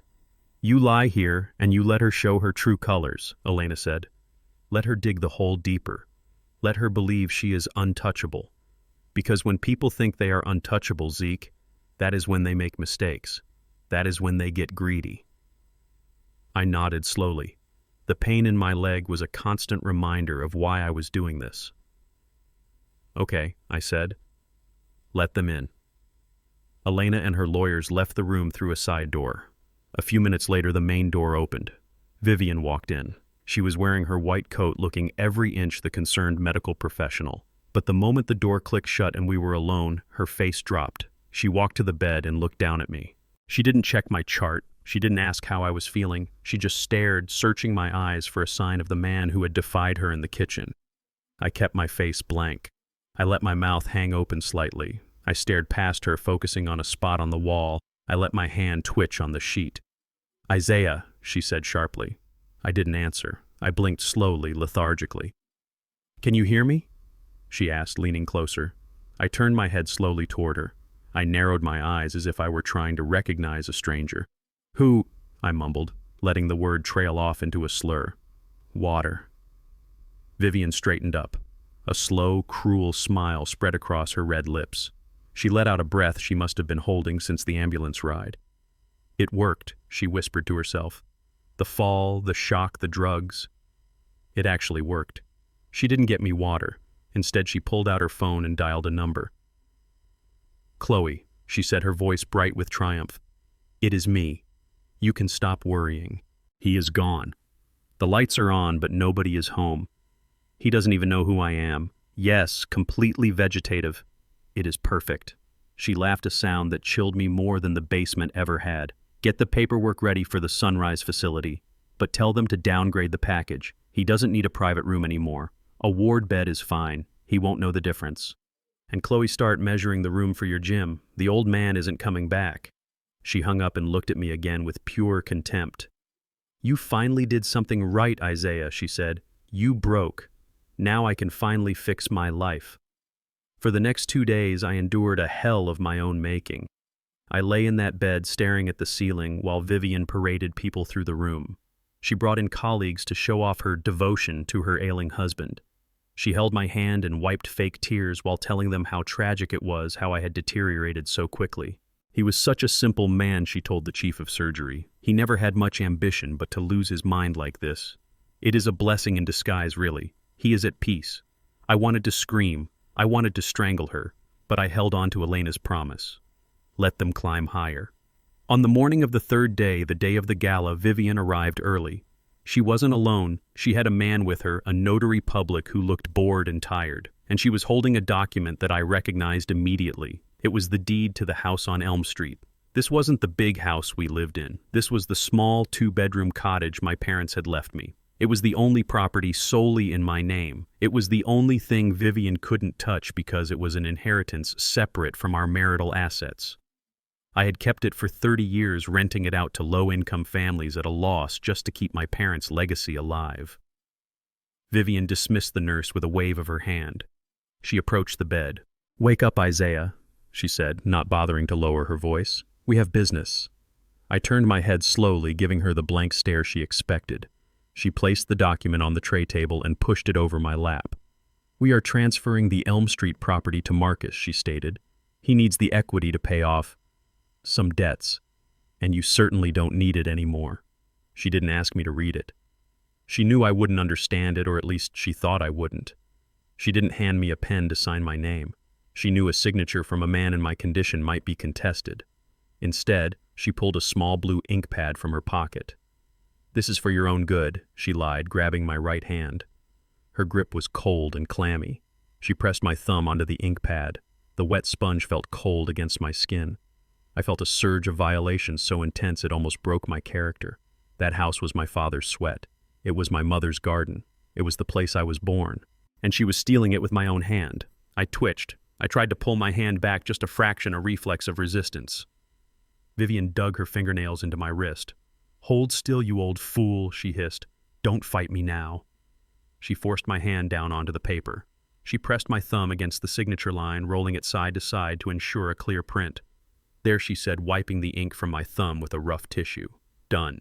She handed the document to the notary. He stamped it without even looking at me. He didn't ask if I was aware. He didn't ask if I consented. He just saw a director of a hospital and a vegetable, and he did his job. Vivian picked up the deed and smiled. It was the smile of a woman who had just won the lottery. Finally, she said, "I have cleaned up your mess.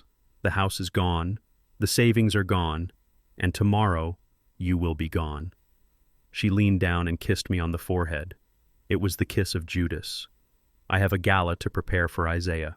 I am going to be CEO tonight. And you are going to be a memory." She turned and walked out of the room, her heels clicking a rhythm of victory. I lay there staring at the blue stain on my thumb. The ink had settled into the grooves of my fingerprint, marking me. She had taken my parents' legacy. She had taken everything. But she had made a mistake. She thought she had taken my power. I reached under the pillow and pulled out the burner phone. My hand wasn't shaking anymore. My mind was clear as a bell. "It is done, Ellie," I said when she answered. "Did she take the house?" Elena asked. "Yes," I said. "She used my thumbprint." "Good," Elena said, her voice dark. "That is the final nail. That is fraud, Zeke. Elder abuse. Coercion. We have it all on the hidden camera in the light fixture." She paused. "I sent the tailor to your room. He is waiting outside with security. Are you ready to get up?" I sat up in bed. I swung my legs over the side. The cast was heavy, but the pain was manageable now. The fire in my gut was fueling me. "I am ready," I said. "Then get dressed, Mr. Freeman," Elena said. "Your carriage awaits, and Zeke, wear the blue tie. It matches your eyes when you are angry." I hung up the phone. I looked at the door. Vivian thought I was a vegetable. She thought I was a phantasm in a hospital bed. She was about to find out that I was the storm that was coming to wash her away. The suit Elena had commissioned for me was not just clothing, it was armor. It was a midnight blue three-piece masterpiece cut from Italian silk that felt lighter than air but stronger than steel. I stood in front of the full-length mirror in the private dressing room backstage at the convention center, adjusting the tie that matched my eyes. For the first time in weeks, the man looking back at me wasn't a victim. He wasn't a janitor. He wasn't a vegetable rotting in a hospital bed. He was Isaiah Freeman, and he was ready for war. On the wall, a massive, flat-screen monitor broadcasted the live feed from the ballroom just a few hundred feet away. The 30th anniversary gala of St. Jude's Hospital was in full swing, and it was a spectacle of excess that made the previous dinner look like a backyard barbecue. Crystal chandeliers dripped from the ceiling like frozen tears. Tables were laden with food that cost more than my annual salary used to be. And in the center of it all, holding court like a queen on her coronation day, was my wife. Vivian looked magnificent, I had to admit. She was wearing a silver gown that shimmered under the stage lights, diamonds sparkling at her throat and ears. But I knew those diamonds. I knew the credit card debt she had racked up to buy them. I knew the lies she had told to maintain that shine. I turned up the volume on the monitor. Vivian was standing in front of a phalanx of reporters near the red carpet entrance. She was dabbing at her dry eyes with a lace handkerchief, putting on the performance of a lifetime. "It has been a devastating week," she told a reporter from Channel 5, her voice trembling with practiced sorrow. "My husband, Isaiah. He has always been my rock, but his decline has been so rapid.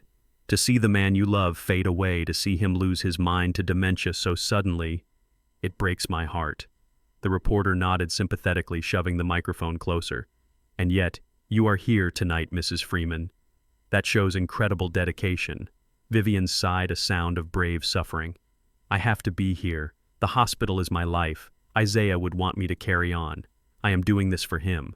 I am dedicating tonight's success to my poor, confused husband, who is resting peacefully in our VIP wing under the best care possible."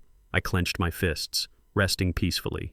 She meant drugged and abandoned. She meant erased. She was using my tragedy, a tragedy she had engineered to paint herself as a saint. She was climbing to the top of the social ladder on the rungs of my broken back. Elena stepped up beside me, handing me a glass of water. She was wearing a sharp white tuxedo suit, looking like an avenging angel. "She is good," Elena murmured, watching the screen. "I almost believe her myself. She is a monster," I said, my voice cold. "She is a house of cards," Zeke, Elena corrected. "And the wind is picking up." The camera panned away from Vivian to the VIP bar area. There, holding court with a group of young, wealthy socialites, were Marcus and Chloe. My son looked dashing in a rented tuxedo, but his eyes were glassy with champagne.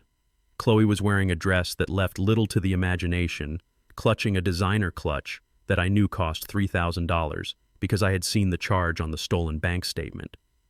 They weren't looking sad. They weren't mourning the decline of the family patriarch. They were celebrating. "Hey, Marcus.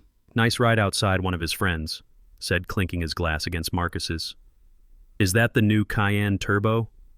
Marcus grinned, puffing out his chest. "Yeah, just picked it up. Custom interior. 0 to 60 in 3 seconds. It is a beast. Must be nice to get a bonus like that." The friend laughed. Chloe giggled, leaning into Marcus. "Oh, it wasn't a bonus. It was, let's call it a family investment." Marcus's dad finally decided to liquidate some assets. You know how old people are. They hold on to money they can't use. We figured we would put it to better use while we are still young enough to enjoy it. I felt a vein throb in my temple. Liquidate assets. That was their euphemism for theft. That was how they justified stealing 40 years of my life to buy a car that would depreciate by half the moment they drove it off the lot. And the house, another woman asked. I heard you guys are selling the old cottage on Elm Street. Sold, Chloe declared triumphantly. Signed the papers this morning. Well, Isaiah signed them. We just helped him hold the pen. The group erupted in laughter. It was a cruel, ugly sound. Helped him hold the pen, Marcus chimed in, slurring slightly. Dad is pretty much a vegetable now. Lights are on, but nobody is home. Honestly, it is a relief.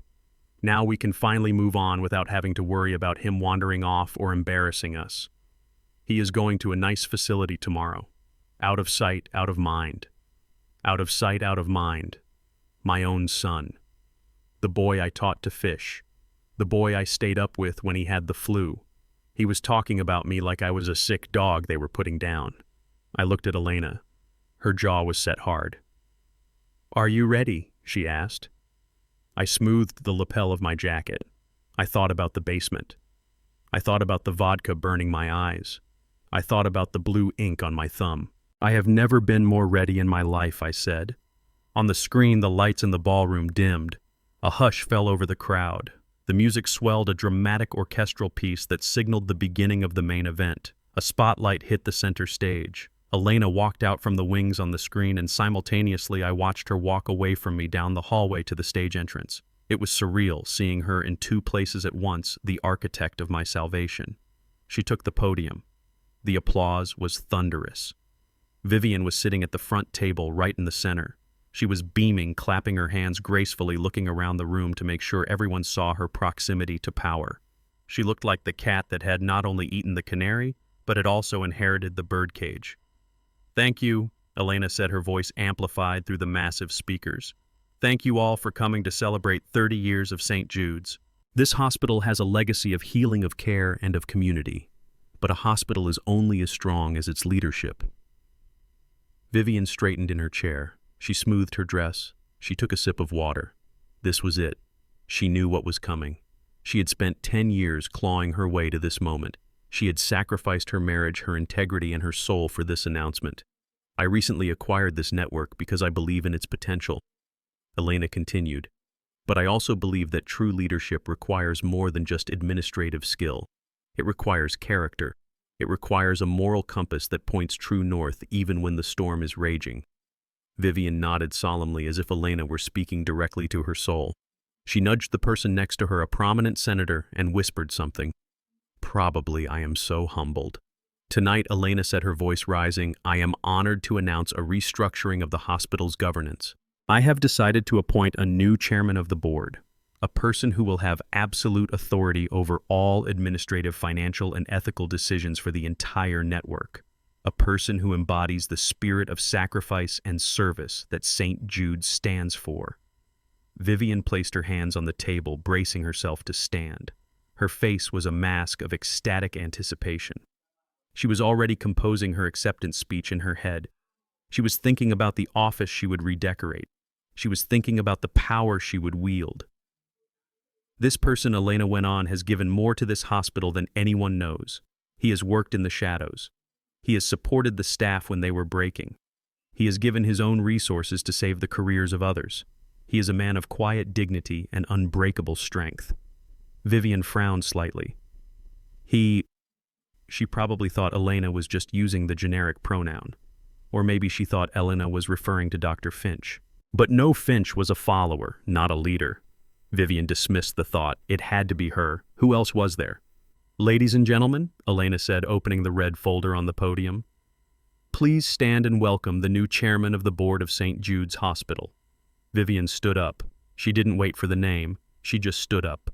She couldn't help herself. The arrogance was a physical force pushing her out of her chair. She turned to the crowd, a modest, surprised smile plastered on her face, ready to wave, ready to walk up the stairs and claim her crown. She was the only person standing in the front row. The spotlight swept across the room, searching.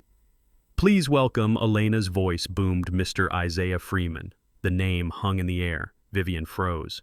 Her smile didn't drop. It shattered. She looked like a statue that had been struck by lightning. She stood there half-turned toward the audience, her hand half-raised in a wave that was now a grotesque gesture of confusion. The room went silent. Confusion rippled through the crowd. Isaiah Freeman. The husband. The sick husband. The janitor. Marcus dropped his champagne glass. Chloe choked on her drink. Vivian turned slowly to look at Elena on stage. Her eyes were wide, terrified, pleading. She mouthed the word, "No." But Elena wasn't looking at her. She was looking at the massive double doors at the back of the room. She extended her hand. "Mr. Freeman, if you would please join us." The spotlight swung away from Vivian, leaving her in the semi-darkness of the floor, and hit the doors. The doors swung open. I stepped into the light. I wasn't limping. I wasn't using a cane. I wasn't wearing the stained clothes of a confused old man. I was walking with the stride of a man who owns the ground he steps on. The Italian suit fit me like a second skin. My head was high, my eyes were clear. A gasp went through the room. It started as a ripple and became a wave. Is that him? Is that the invalid? He looks powerful. I walked down the center aisle. I walked past the tables of the doctors who had ignored me for years. I walked past the administrators who had looked through me when I was mopping their floors. I walked past Marcus and Chloe. I stopped for a microsecond at their table. I looked down at them. Marcus was pale, his mouth hanging open. Chloe looked like she had seen a ghost. "Hello, son," I said, my voice strong and deep. "Nice car." I kept walking. I reached the front of the room. Vivian was still standing there, paralyzed. She was blocking my path to the stairs. She looked at me, her eyes darting up and down my suit, my face, my steady hands. "Isaiah," she whispered, her voice a strangled squeak. "What? How? You are sick. You are—" I stopped right in front of her. I was taller than her. I had always been taller, but I had slumped for so long she had forgotten. Now I stood at my full height. I leaned in close so only she could hear. "I am not sick, Vivian," I said. "I am just finished being your victim." Then I stepped around her. I didn't push her. I didn't touch her. I just bypassed her like she was a piece of furniture in the wrong place. I walked up the stairs to the stage. Elena was waiting. She was beaming. She handed me the microphone. I took it. I looked out at the sea of faces. I saw the confusion, the curiosity, the shock. And right in the center, I saw my wife standing alone, looking small and terrified, as the realization of what was happening began to crush her. I took a deep breath. It tasted like victory. "Good evening," I said. "My name is Isaiah Freeman, and we have a lot to talk about." The silence in the ballroom was absolute, a vacuum that sucked the air out of the room. Elena Vance stood at the podium, her hand extended toward the wings of the stage, her finger pointing not at a ghost but at a revolution. She didn't repeat herself. She didn't have to. The name she had spoken was still hanging in the air, heavy and impossible. Mr. Isaiah Freeman. I stood in the shadows of the stage entrance for a heartbeat longer than necessary. I wanted to let the name sink in. I wanted Vivian to taste it. For 40 years, my name had been a synonym for inconvenience, for embarrassment, for the man who fixed the leaks and took out the trash. Tonight, Elena had turned it into a title. "Please welcome," Elena said. Again, her voice softening with genuine affection, the new chairman of the board. I stepped out. The lights hit me blindingly bright, but I didn't blink. I walked onto the stage, not as the man who had slept in a basement, but as the man who had survived it. The Italian suit hugged my shoulders, the midnight blue fabric shimmering under the stage lights. I wasn't using a cane. I wasn't dragging my leg. I was walking with the steady, powerful stride of a man who had carried the weight of a family on his back for decades and had finally decided to put it down. A collective gasp ripped through the audience. It was a physical sound, a wave of shock that rolled from the front row to the back. I saw the faces of the doctors who had walked past me in the hallways for 30 years without ever learning my name.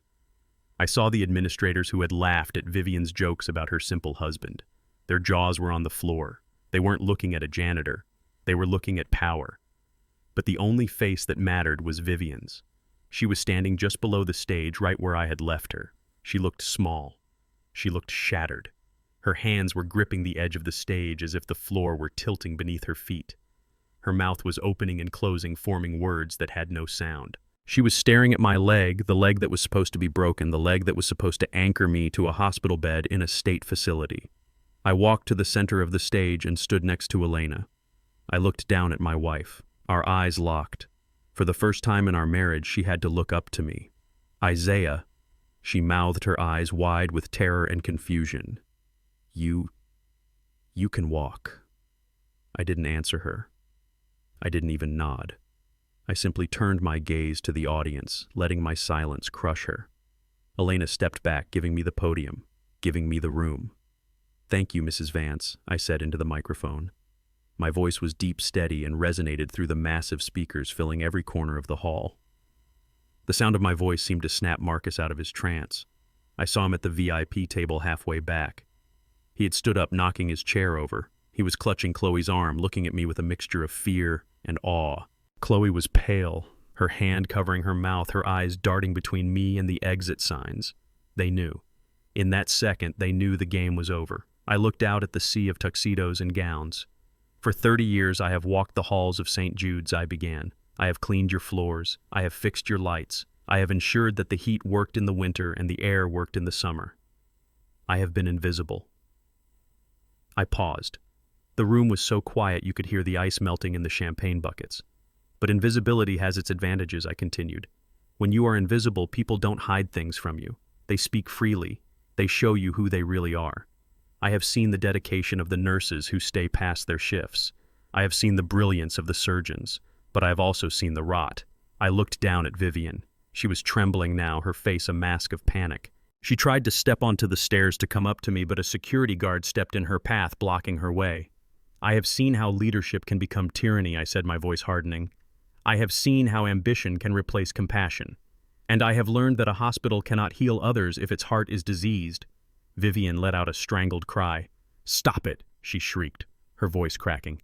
"He is sick. He is confused. Don't listen to him. He has dementia." The crowd murmured, uncomfortable. They looked from the powerful man on stage to the hysterical woman on the floor. Elena stepped forward to the microphone. "Mrs. Freeman claims her husband is confused," Elena said, her voice cutting through the murmurs. "She claims he is incapacitated. She claims he is a burden that needs to be managed." Elena looked at me, then back at Vivian. "But we believe in evidence at St. Jude's. We believe in the truth. And tonight we are going to show you the truth about how the former administration treats its most vulnerable. Former administration." The words hit Vivian like a physical blow. She staggered back. Elena pressed a button on the podium. "Ladies and gentlemen, please direct your attention to the main screen." The massive LED screen behind us, which had been displaying the hospital logo, went black. Then a timestamp appeared. 3 days ago, 6:00 a.m. The image was grainy but clear. It was black and white, shot from a high angle. It was the foyer of my house. The audience went deadly silent. On the screen, I was standing at the bottom of the stairs holding my suitcase. Chloe appeared at the top. The audio was crisp. Every word echoed through the ballroom. "Give it to me!" Chloe's voice shrieked from the speakers. The audience watched horrified as Chloe grabbed the suitcase. They watched the struggle. And then they watched in high definition as Chloe placed both hands on my chest and shoved. A collective gasp of horror filled the room. It was a sound of pure shock. On the screen, my body flew backward. The sickening crunch of my leg breaking was amplified by the sound system. It sounded like a gunshot.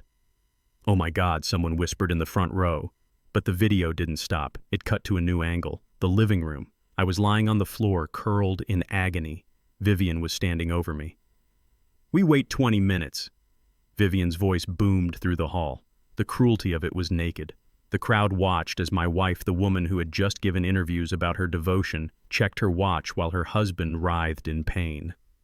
"Get the vodka," she ordered on the screen. "No," Vivian screamed in the ballroom, covering her ears. "Turn it off. It is fake. Deep fake." But no one was looking at her. They were glued to the screen. They watched Chloe splash the alcohol on me. They watched them rehearse the lie. They watched Marcus stand there and do nothing. Then the video cut to the hospital room.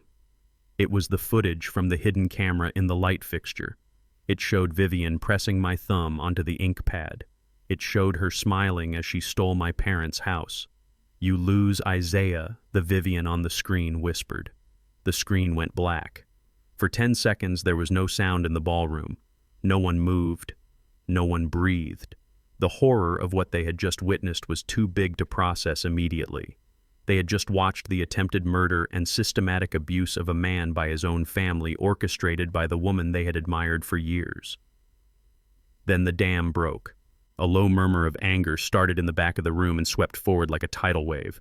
People stood up, turning their backs on the stage to look at Vivian with expressions of absolute disgust. Vivian stood alone in the center of the floor.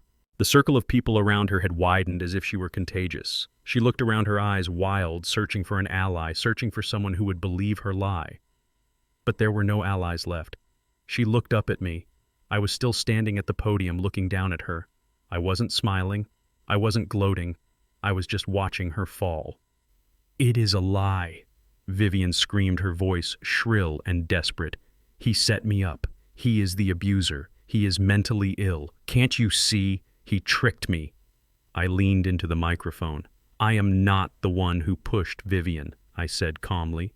"And I am not the one who waited 20 minutes to call for help." Elena stepped up beside me. "Security," she said into the mic. "Please escort Mrs. Freeman and her family out of the building, and please ensure they do not leave the premises. The police are waiting in the lobby." At the mention of police, panic took over. Marcus tried to run. He shoved past a waiter knocking over a tray of drinks, heading for the side exit. But 2 large security guards intercepted him before he got 5 feet. They grabbed him by the arms. "Get off me!" Marcus yelled. "I didn't do anything. It was her. It was all her." He pointed at Chloe. Chloe was sobbing, clutching her designer bag, looking like a trapped animal. "I didn't mean to." He slipped. "The video is edited." Vivian didn't run. She froze. She looked at the security guards approaching her. She looked at the crowd looking at her with hatred. She looked at the stage where I stood, the husband she had tried to erase, now the man holding the gavel of her judgment. She straightened her spine. She tried to salvage one last shred of dignity. "You can't do this to me," she hissed at the guards. "I am the director." "Not anymore, ma'am," the guard said, taking her arm firmly. "You are trespassing." As they dragged her away, kicking and screaming about her rights and her reputation, I felt a heavy weight lift off my chest. The cast on my leg, concealed under the wide leg of my trousers, throbbed, but the pain was distant. I looked at Elena. She had tears in her eyes, but she was smiling. "Mr. Chairman," she said softly, "the floor is yours." I looked back at the audience. The shock was fading, replaced by a waiting silence. They wanted to know what happened next. They wanted to know who I was. I cleared my throat. "My name is Isaiah Freeman," I said, "and tonight St. Jude's starts over. We are going to clean this house, and I know exactly where the dirt is hidden." The ballroom was a cauldron of noise, a mix of gasps, whispers, and the shattering of glass as shaky hands dropped expensive flutes of champagne. But Elena wasn't finished. She stood next to me, her face illuminated by the glow of the massive LED screen behind us, and raised her hand for silence. The room obeyed instantly. They were terrified of what might come next. "We have seen the violence," Elena said, her voice cutting through the tension like a razor. "We have seen the physical abuse, but the rot in this family goes deeper than a push down the stairs. It goes to the very heart of why they did it. Greed." She clicked the remote in her hand. The screen flickered and changed. This time the timestamp was from 5 days ago. The angle was different. It was the camera hidden in the smoke detector in the kitchen. The audience watched in high definition as Marcus sat at the kitchen table with his laptop. Vivian stood behind him, a glass of wine in her hand. The audio was crystal clear. "Do it," Marcus, the Vivian on the screen, commanded. "Transfer the whole amount." He won't notice. He never checks the statements. I saw Marcus on the screen typing furiously. I saw the smirk on his face. $150,000, the digital Marcus said, laughing. "That is the Porsche mom. That is the down payment on the condo. Goodbye, retirement fund." The ballroom erupted. It wasn't just shock anymore. It was disgust.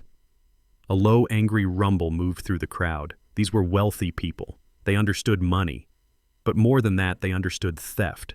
To steal a man's life savings, a man who had worked as a janitor, was a sin that even their flexible morals couldn't stomach. The video cut again. Now it was the living room moments after I had fallen. The camera zoomed in on my face, twisted in agony. It showed me reaching out a hand for help, and then it showed Vivian checking her watch. 20 minutes, the on-screen Vivian said coldly. Let him marinate. The crowd groaned. Someone in the back shouted, "That is sick." I looked down at my wife. She was standing in the center of the room, surrounded by a widening circle of empty space. Her face was a mask of sheer terror. She looked at the screen, then at the people glaring at her, and I saw the moment her reality fractured. She couldn't deny it. It was her face, her voice, her cruelty projected 20 feet high for the world to see. Then the doors at the back of the room swung open with a heavy, ominous thud. This time, it wasn't a guest. It wasn't a waiter. It was the police. 6 officers marched into the ballroom, their faces grim, their hands resting on their belts. They moved with a purpose that silenced the room completely. They weren't there to ask questions. They were there to take out the trash. They headed straight for the VIP table where Marcus and Chloe were trying to shrink into their chairs. Marcus Freeman, one of the officers, asked, his voice booming. "Chloe Freeman." Marcus tried to stand up, his legs shaking so badly he knocked over his chair. I didn't... It was alone," he stammered, pointing at the screen. "That video is out of context." "You have the right to remain silent," the officer said, pulling a pair of handcuffs from his belt. The metal clicked a sharp final sound that echoed off the vaulted ceiling. Chloe started to scream. "No, you can't arrest me. I am pregnant. I didn't mean to push him. It was an accident." The crowd watched, mesmerized, as my son and daughter-in-law were cuffed and led away, weeping and begging. Then the officers turned toward Vivian. She stood alone. She looked at the police, then she looked up at me. Her eyes were wild, darting back and forth like a trapped animal. She realized there was no escape. She realized the narrative she had carefully constructed for 30 years was burning to ash around her. And she snapped. "No!" She screamed, her voice shrill and piercing. "This is a setup." She pointed a trembling finger at the screen. "That video is fake. It is AI. He made it up. He is trying to frame me." She looked around at the guests, grabbing the arm of a terrified donor. "You know me. I am the director. I am Vivian Freeman. That man on stage is my husband, but he is sick. He is crazy. Look at him. He has dementia. He doesn't know what he is doing." She ran toward the stage, her heels clicking frantically on the marble. She stopped at the bottom of the stairs, looking up at me with eyes full of hate and desperation. "Tell them, Isaiah. Tell them you are confused. Tell them you are having an episode. You are my husband. You owe me." The room held its breath. Everyone looked at me. They were waiting to see if the powerful man in the Italian suit would crumble. They were waiting to see if the old janitor would bow his head one last time. I walked to the edge of the stage. I looked down at her. I saw the woman I had married. I saw the woman I had loved. And I saw the monster she had become. I lifted the microphone to my lips. My hand was steady. My heart was calm. "I am not crazy, Vivian," I said. My voice was soft, but in the silence of the ballroom it sounded like thunder. I looked her dead in the eye. "I am not confused. I am not senile. And I am certainly not having an episode." I took a step closer to the edge looming over her. "I was blind," I continued. "That part is true. I was blind for 40 years. I was blind because I loved you. I was blind because I thought that if I worked hard enough, if I sacrificed enough, if I gave you everything I had, eventually you would look at me and see a man." I paused. I let the words sink in. I thought that if I stayed in the shadows, you would shine brighter. I thought that was my job as a husband, to lift you up, to carry the load so you didn't have to. I pointed at the screen where the frozen image of her checking her watch loomed over us. But I wasn't blind because I was sick, Vivian. I was blind because I trusted you. I lowered my hand. But then your daughter-in-law pushed me down the stairs. And when I hit that floor, when I felt my bone snap, something else snapped too. I leaned forward. That push woke me up, Vivian. It woke me up from a 40-year sleep. And when I opened my eyes, I didn't see a wife. I saw a parasite. Vivian gasped. She took a step back, her hand flying to her mouth. "Officer," I said, straightening up and addressing the policemen who were now approaching the stage. "Please remove this woman from my hospital. She is trespassing, and she has a date with a judge." "No!" Vivian shrieked as the officers grabbed her arms. "You can't do this. I am the CEO. I am St. Jude's Isaiah. Tell them I turned my back on her." I walked over to Elena, who was watching me with tears of pride in her eyes. I didn't look back as they dragged my wife away. I didn't look back as she screamed my name, begging, cursing, and crying. I listened to the sound of the double doors closing behind her, and then there was silence. It was a clean silence, a silence that smelled of truth. I looked out at the audience. They were stunned, they were shaken, but they were also looking at me with something I hadn't seen in a long time. Respect. I adjusted my tie. I looked at Elena. Shall we continue the meeting? Mrs. Vance, I asked. She smiled. Yes, Mr. Chairman. I believe we have a hospital to run. Wait, I said, my voice cutting through the chaos of the ballroom like a knife. The police officers paused, holding Vivian by her arms near the edge of the stage. She was panting, her hair disheveled, her eyes darting around the room like a trapped rat looking for a sewer. She looked up at me, hope flickering in her eyes for a split second. Maybe she thought I was going to show mercy. Maybe she thought the old Isaiah, the husband who had spent 40 years apologizing for existing, was going to step in and save her. But the old Isaiah was dead. He had died at the bottom of the stairs. I am not finished, I said calmly. I signaled to the wings of the stage. A man in a charcoal gray suit stepped out. It was Mr. Sterling, the head of the legal team Elena had assembled. He walked across the stage with the precision of a predator, holding a thick blue folder in his hands. Vivian frowned, confusion warring with her panic. Who is this? What is this? Mr. Sterling stopped in front of her. He didn't look at her with pity. He looked at her like she was a math problem he had already solved. Mrs. Freeman, he said, his voice amplified by the microphone clipped to his lapel so every single person in the room could hear. I am Isaiah's attorney, and you have been served. He thrust the blue folder into her hands. Her fingers, slick with sweat, fumbled with it before she managed to grip it.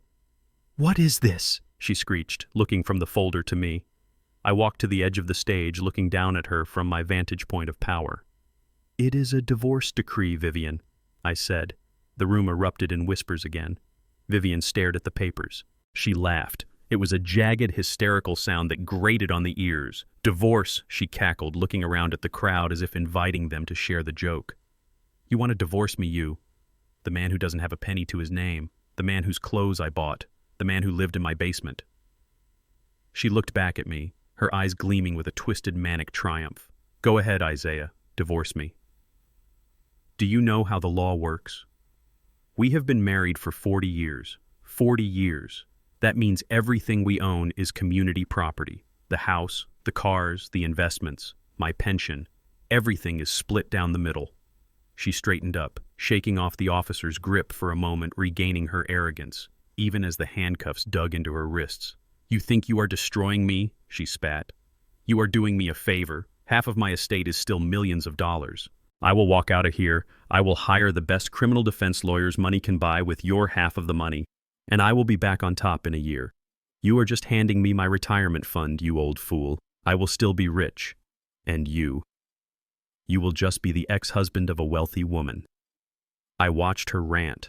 I watched her cling to her delusion like a drowning woman clinging to a stone. She truly believed that money was her shield. She truly believed that the wealth she had flaunted for decades was hers to keep.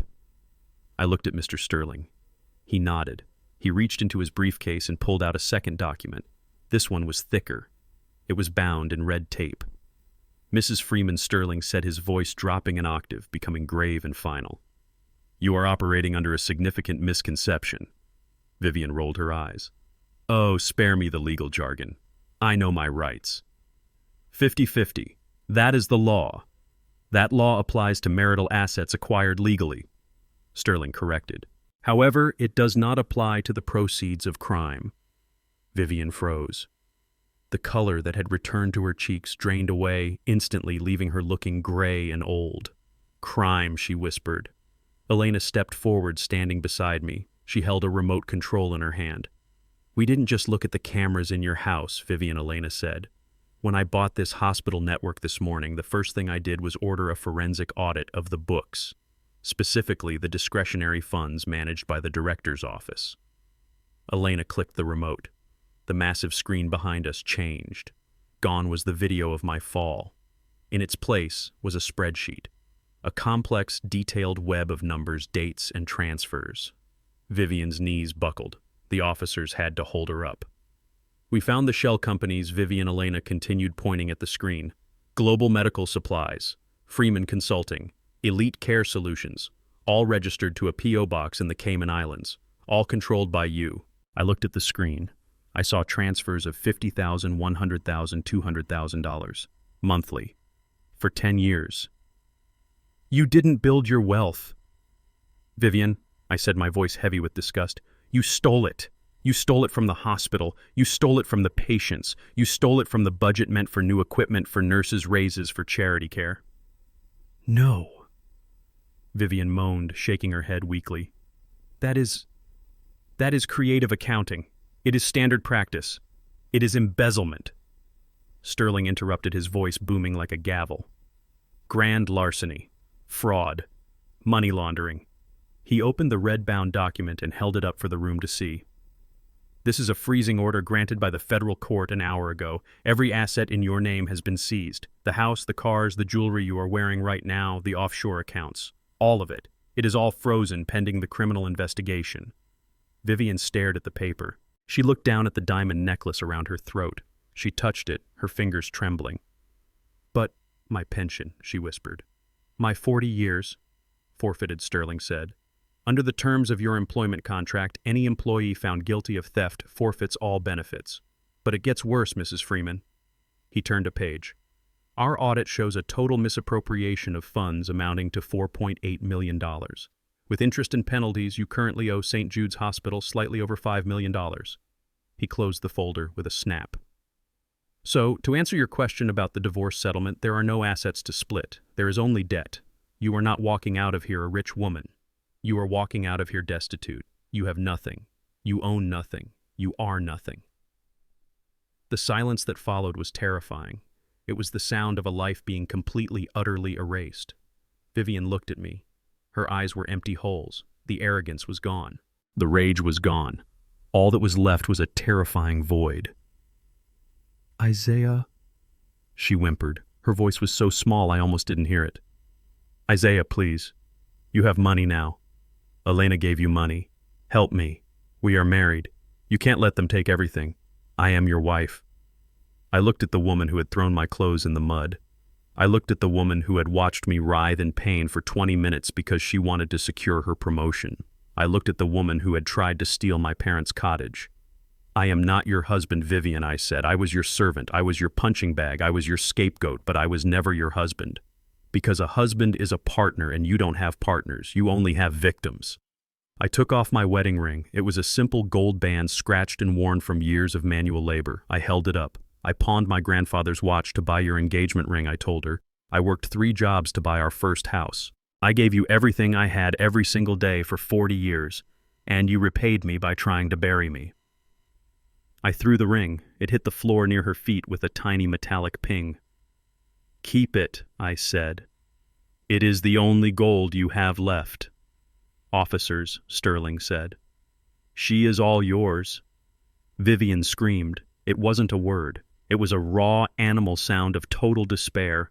Her legs gave out completely, and she was dragged dead weight across the beautiful marble floor of the ballroom she thought she would rule. Her heels scraped against the stone, leaving black marks. Her silver gown bunched up around her waist. She reached out, clawing at the air, begging, sobbing, shrieking my name.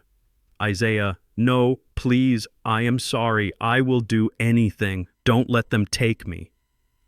I watched her go. I watched the heavy double doors swing shut behind her wailing form, cutting off her screams. The room was still. People were pale, shaken.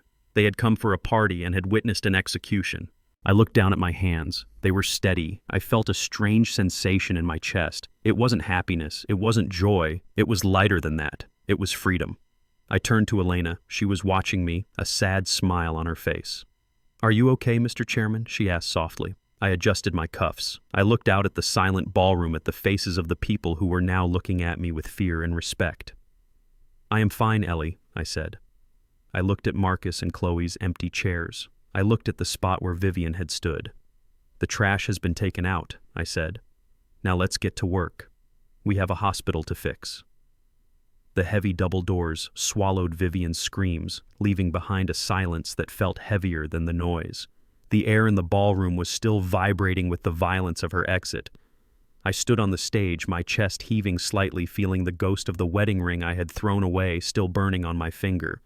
But the surgery wasn't finished. The tumor had been removed, but the infection still lingered at table 12. I turned my gaze to the VIP section.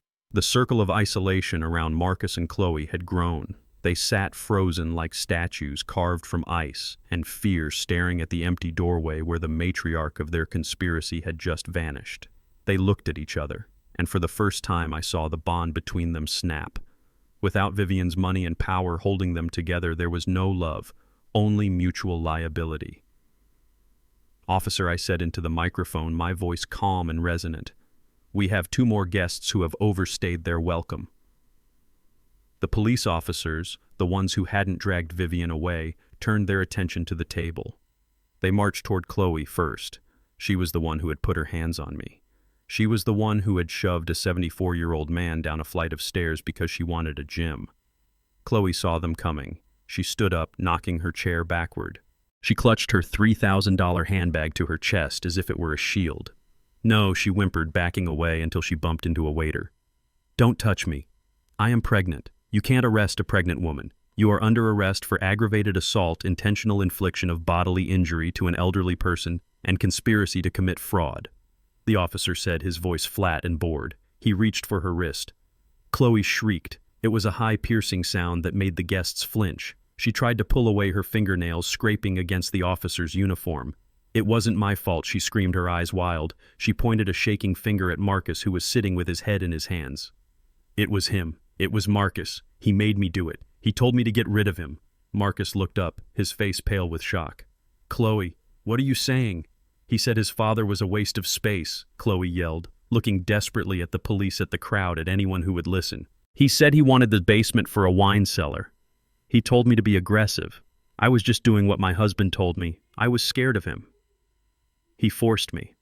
I watched them from the stage. I watched the woman who had laughed while I lay in agony turn on the man she had bought a Porsche for. It was pathetic. It was inevitable. Rats always eat each other when the ship goes down. The officer didn't care about her excuses. He spun her around and slammed the handcuffs onto her wrists. The click of the metal was the only sound in the room. "You have the right to remain silent," the officer droned. "I am not silent," Chloe screamed as they began to drag her toward the exit. "I am a victim. Marcus is the monster. Look at him." He stood there and watched. He did nothing. He wanted the money for the car. Her heels dragged across the floor, leaving scuff marks on the marble exactly as Vivian's had. She passed the table where her friends were sitting, the same friends she had laughed with 10 minutes ago about my senility. They looked away, studying their manicures, pretending they didn't know her. As Chloe disappeared through the doors, wailing about her innocence, the room turned its attention to the last man standing, Marcus. He was alone. His mother was gone. His wife was gone. His reputation was ash. He sat in the ruin of his life, wearing a rented tuxedo that suddenly looked too big for him. "Officer, take him," Sterling said from beside me. 2 officers approached Marcus. He didn't run. He didn't fight. He stood up slowly, his legs shaking so hard I could see the fabric of his trousers trembling. He looked at the handcuffs on the officer's belt. Then he looked up at the stage. He looked at me. "Wait," Marcus said, his voice cracking. "Please, just 1 second." He stepped away from the table. The officers tensed hands on their tasers, but Marcus didn't move toward the exit. He moved toward me. He walked down the center aisle, the same path I had taken minutes before. But where I had walked with dignity, he walked with the shuffle of a condemned man. He reached the bottom of the stairs and stopped. He looked up at me, tears streaming down his face, ruining his spray tan. And then he did something I never thought I would see my son do. He dropped to his knees. He fell to the hard floor with a thud, clasping his hands together in a gesture of prayer. He looked like a child who had broken a window and was terrified of the belt. "Dad," he sobbed, the sound echoing through the microphone that was still live. "Dad, please. Tell them to stop. Tell them it was a mistake." I looked down at him. I remembered holding him when he was a baby, promising to protect him from the world. I remembered teaching him to tie his shoes. I remembered his graduation, how proud I was, even though Vivian wouldn't let me take a picture with him because my suit was old. "I am your son." Marcus wept, crawling forward until his hands touched the edge of the stage. "I am your flesh and blood. I am the only child you have. You can't let them take me to jail. I am your boy." The room waited. They wanted to see if the father would break. They wanted to see if blood was thicker than water. I stepped closer to the edge. I looked at the top of his head. My son. I asked, my voice soft but amplified to a boom by the speakers. Marcus looked up, hope flooding his tear-stained face. Yes, Dad. Your son. I made a mistake. I was weak. But I am family. I shook my head slowly. You are not my son, Marcus. The hope vanished from his face, replaced by a cold terror. My son would never have watched his father fall down a flight of stairs and checked his watch, I said, my voice rising with the tide of my anger. My son would never have stood in the kitchen and laughed while his wife poured vodka on a broken man. I pointed a finger at him, the judgment final. But above all, Marcus, my son, would never have touched the retirement fund. Marcus flinched as if I had hit him. That money wasn't just paper, Marcus. I continued, my voice trembling with the rage of 40 years of sacrifice. That money was my sweat. That money was my aching back. That money was every vacation I didn't take, every suit I didn't buy, every meal I skipped so you could have braces, so you could have tuition, so you could have a life better than mine. I took a breath, steeling myself. You took 40 years of my life, I said, my voice dropping to a whisper that carried the weight of a gravestone. And you traded it for a Porsche. You traded my safety for leather seats. You traded my dignity for 0 to 60 in 3 seconds. I didn't mean to, Marcus stammered. You severed the lifeline, Marcus, I interrupted. You pulled the plug on fatherhood the moment you signed that transfer. You decided that a car was worth more than my life. You decided that my survival was an inconvenience to your luxury. I stood up straighter, adjusting my cufflinks. I don't have a son who is a thief, I declared. I don't have a son who is a coward. The boy I raised died a long time ago. I don't know who you are, but you are trespassing on my stage. Marcus stared at me, his mouth open, realizing there was no mercy coming. There was no last-minute reprieve. He had gambled his father's love against a sports car, and he had lost everything. Officers, I said, turning my back on him. Get this stranger out of my sight. No, Dad, Marcus screamed as the officers hauled him up from his knees. Dad, I am sorry. I will sell the car. I will pay you back. Don't do this. I didn't turn around. I didn't look back. I listened to the click of the handcuffs. I listened to his sobbing pleas as they dragged him down the aisle. I listened to the sound of his shoes scraping against the floor, a desperate, futile resistance. I looked at Elena. She was standing by the podium, her face pale but her eyes shining with a fierce pride. She knew what it cost me to do that. She knew that I had just cut off my own arm to save the body. The doors slammed shut one last time. The room was silent again. The stage was empty of everyone but me and the woman who had saved me. I took a deep breath. The air felt thin, but it was clean. The weight of my family, the burden I had carried for decades, was gone. I was light. I was alone, but I was free. I walked to the podium. I looked out at the stunned crowd, at the employees of the hospital, at the board members. I apologize for the interruption, I said, my voice steady, betraying none of the heartbreak that was bleeding internally. Cleaning house is a messy business, but it is necessary, because you cannot build a future on a foundation of rot. I buttoned my jacket. My name is Isaiah Freeman. I am your new chairman. And from this moment on, things are going to be different. I signaled the conductor in the orchestra pit. Play the music, I said. We have a celebration to finish. As the band struck up a hesitant tune, I walked off the stage. I didn't go to the VIP table. I didn't go to the bar. I walked straight to the exit into the cool night air, leaving the wreckage of my past behind me on the marble floor. 6 months passed. 6 months since the gala. 6 months since the silence in the ballroom was broken by the sound of handcuffs clicking shut. Time had moved differently for me than it had for the family I left behind. For me, the days were filled with board meetings, charity events, and the quiet satisfaction of rebuilding a hospital that had lost its way. But for Vivian, Marcus, and Chloe, time had become a heavy, suffocating weight. I didn't seek out news of them. I didn't need to. In a city like this, when the mighty fall, the echoes are loud. And Elena, with her meticulous nature, ensured that I received a monthly dossier on the progress of justice. The first report detailed Vivian's descent. It was almost poetic in its cruelty. The medical board had stripped her of her license within weeks of the scandal breaking. The forensic audit had left no stone unturned, and the freezing order on her assets was absolute. She was left with nothing but the clothes on her back and a mountain of debt that would take 3 lifetimes to pay off. She tried to find administrative work, but her name was toxic. No hospital would touch her, no clinic would interview her. Finally, desperation forced her hand. The woman who had worn silk and diamonds, the woman who had fired people for having scuffed shoes, took the only job she could find. She became a janitor. I closed my eyes and pictured it. Vivian, in a gray uniform that was 2 sizes too big, pushing a heavy mop bucket across the linoleum floor of a downtown office building. I imagined the smell of industrial bleach stinging her nose, a scent she used to complain about when I came home from work.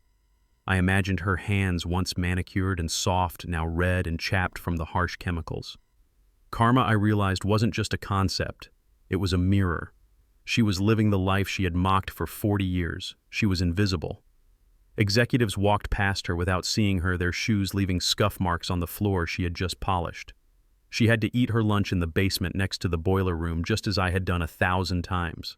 But the physical labor wasn't the worst part for her. It was the arthritis. I knew she had it. She used to complain about a stiffness in her fingers when she signed checks. Now that stiffness had turned into a fire in her joints. Every squeeze of the mop, every bend to pick up a piece of trash must have been agony. And then there was my son. Marcus had not gone to prison, but he had entered a prison of his own making. The plea deal his public defender negotiated kept him out of a cell, but it stripped him of everything else. He had to sell the Porsche. He had to sell the condo. He had to sell his watches, his clothes, his furniture. Every penny went to restitution and legal fees. He was now living in a boarding house on the south side of the city, a place where the walls were paper thin and the sirens never stopped wailing. He rented a room that was smaller than the walk-in closet he used to share with Chloe. He slept on a mattress on the floor because he couldn't afford a bed frame. I wondered if he thought about me when he lay there in the dark. I wondered if he remembered the basement he had banished me to. I wondered if he finally understood what it felt like to be discarded. Chloe at least had a bed, a steel cot in the county jail. She was awaiting trial for assault and elder abuse. Her bail had been set at an amount Marcus couldn't even dream of paying. The last I heard, she spent her days crying and blaming Marcus for her ruin, screaming at him through the plexiglass during visitation hours until he stopped coming. They were broken, scattered, destitute. I sat in my office on the top floor of St. Jude's. It was the same office Vivian used to occupy. I had changed everything. The cold, sterile white furniture was gone, replaced by warm oak and comfortable leather chairs. The pretension was gone. The door was always open. My assistant, a bright young woman named Sarah, knocked gently on the doorframe. "Mr. Freeman," she said, her voice hesitant. "There is a woman here to see you. She doesn't have an appointment." I looked up from the budget report I was reviewing. "Who is it, Sarah?" "She says her name is Vivian," Sarah said, wrinkling her nose slightly. She insisted it was urgent. Security wanted to remove her, but she said she knew you." I took off my reading glasses. I felt a strange calmness settle over me. I had expected this day. I just didn't think it would come so soon. "Let her in, Sarah." Sarah nodded and disappeared. A moment later, the door opened again. Vivian walked in. If I hadn't known it was her, I might not have recognized the woman standing in the doorway. She was stooped, her posture bent as if she were carrying an invisible load. Her hair, once dyed a rich glossy black, was now a dull gray pulled back in a messy bun. She was wearing a cheap raincoat that looked stained, and her shoes were worn-down sneakers. But it was her face that shocked me the most. The arrogance was gone. The sharp predatory look was gone. Her skin was sallow, her eyes sunken and rimmed with red. She looked 20 years older than the woman who had stood on the stage 6 months ago. She stood by the door clutching a plastic bag, looking around the office that used to be hers. She looked at the view of the city she used to command. She looked at the leather chair I was sitting in. "Isaiah," she whispered. Her voice was raspy, broken. "Hello, Vivian," I said. I didn't stand up. I didn't offer her a seat. I just watched her. She took a few tentative steps into the room, limping slightly. She stopped in front of the desk, looking down at her hands. They were swollen, the knuckles enlarged and red. I didn't know if you would see me," she said. "I am a busy man, Vivian," I replied. "What do you want?" She flinched at my tone. It was the tone of a stranger. "I am working." "Isaiah," she began, her words rushing out as if she were afraid I would cut her off. "I found a job. Downtown, cleaning offices. I know, I said. She looked up surprised. You know, I know everything, Vivian. I am the chairman. It is my business to know. She swallowed hard. Then you know how hard it is. She held up her hands, showing me the raw, cracked skin. My hands. Isaiah, the arthritis. It is getting worse. The doctors say I need to rest them. They say if I keep scrubbing floors, I will lose the use of my fingers. But I can't stop. I have debts. The court takes half my check for restitution. I can barely pay for food. I am living in a shelter, Isaiah. A shelter. She started to cry. It wasn't the fake performative crying she used to do for the press. This was the ugly, snotty crying of true despair. I can't do it anymore, she sobbed. My knees, my back, everything hurts. I am 70 years old. I shouldn't be scrubbing toilets. I shouldn't be emptying trash cans. She looked at me, her eyes pleading. Please, Isaiah, I am begging you. I know I was wrong. I know I was terrible. But you have millions now. You have everything. I just need a little help. Just a loan. A few $1,000s. Enough to get a small apartment. Enough to stop working for a few months. She leaned over the desk, her breath smelling of stale coffee. I will pay you back, she promised. I swear. Just, please, don't let me die like this. I am still the mother of your son. We were married for 40 years.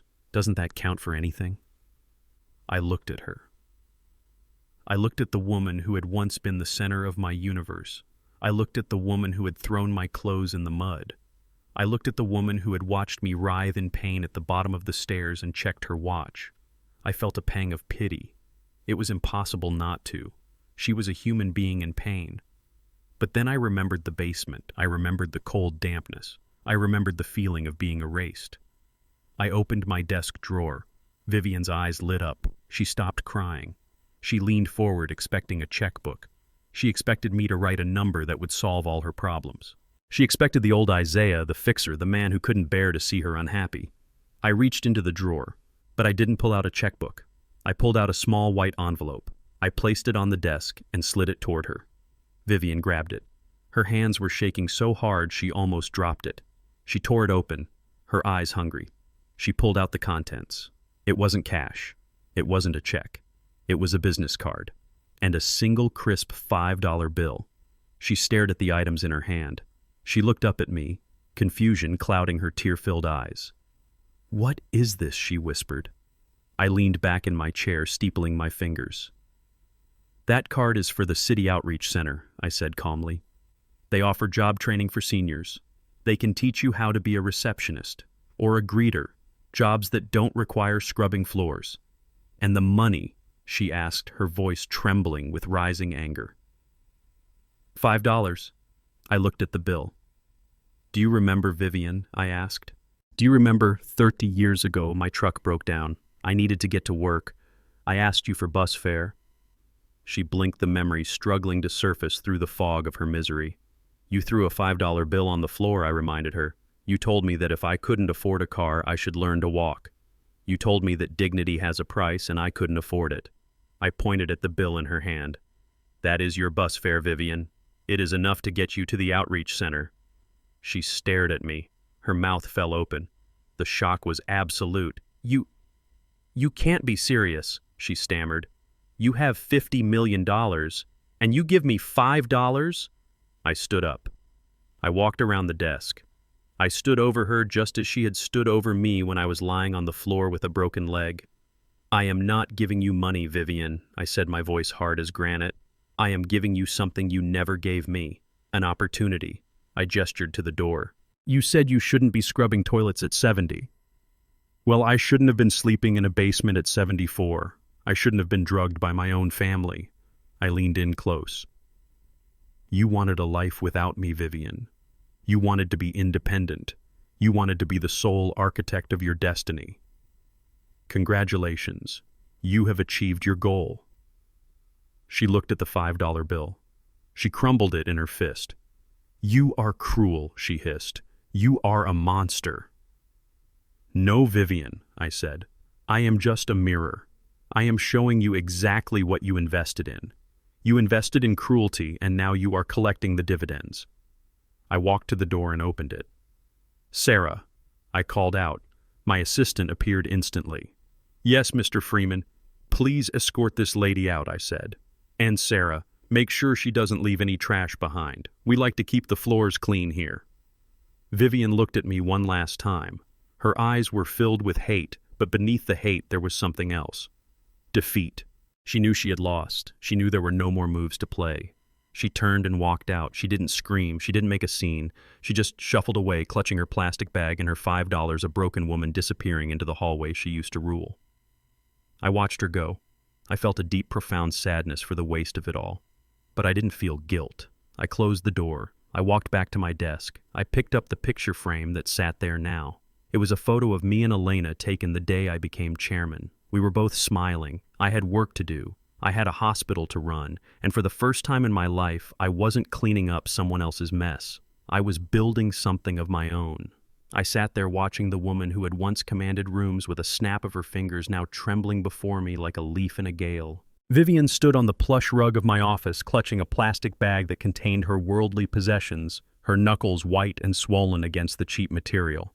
The silence in the room was heavy, filled not with the tension of a fight, but with the suffocating weight of a tragedy that had run its course.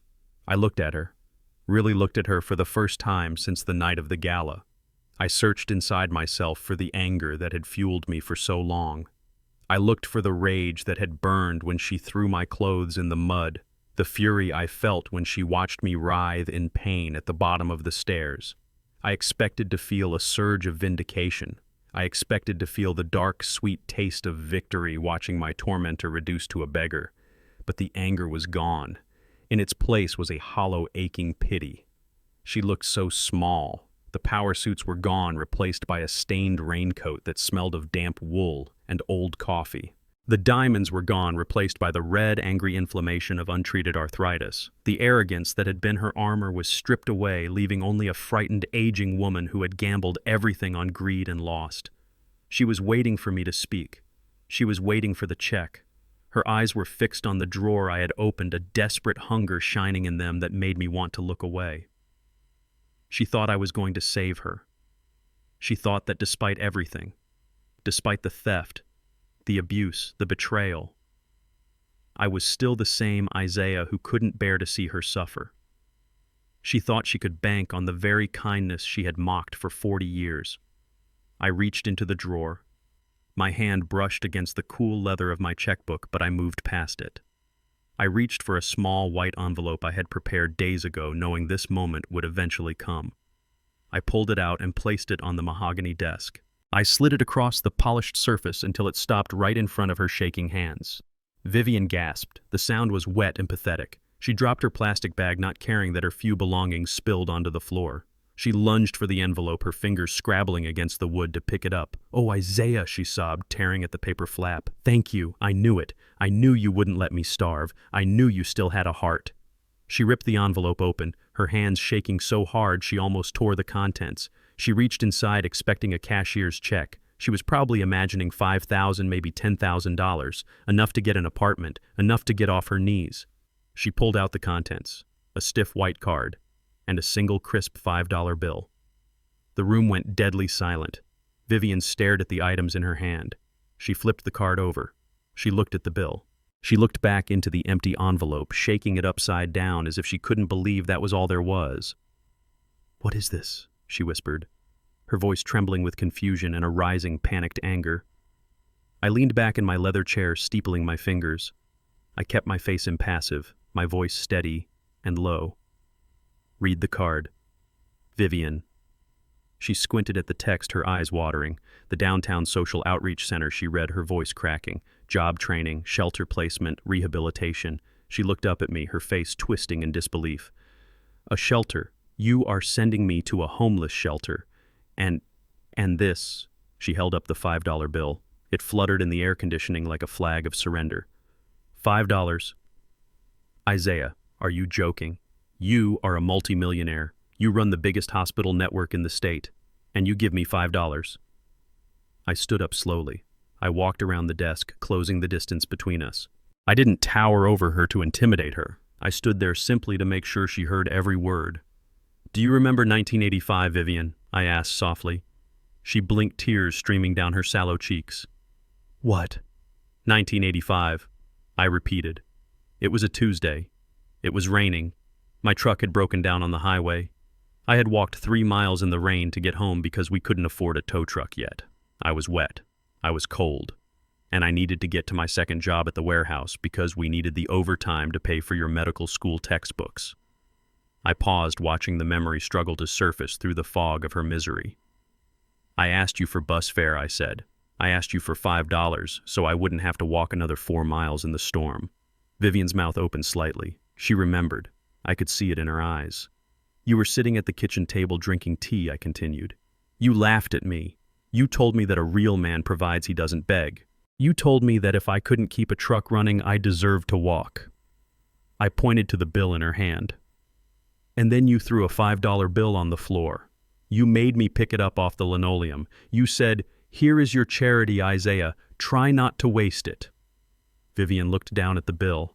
Her hand started to shake violently. "That is your bus fare, Vivian," I said, my voice hard as iron.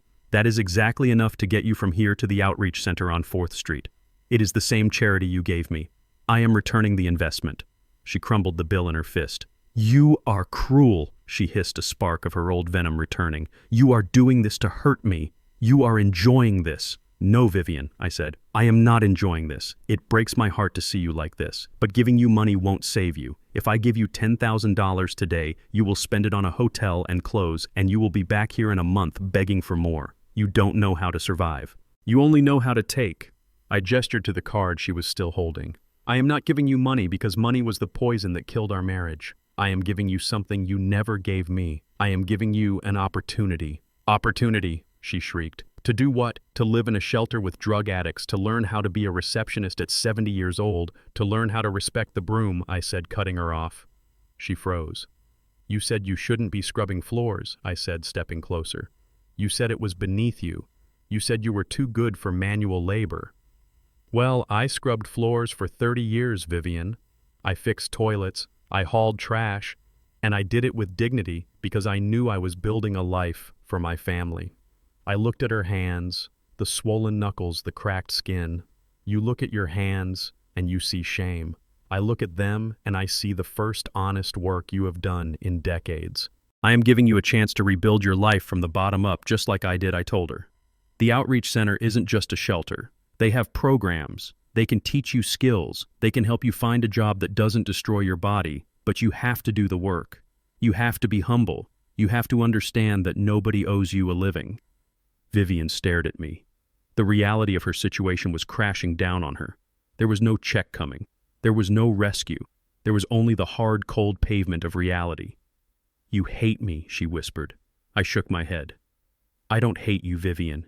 Hate takes energy, and I don't have any left for you. I am indifferent.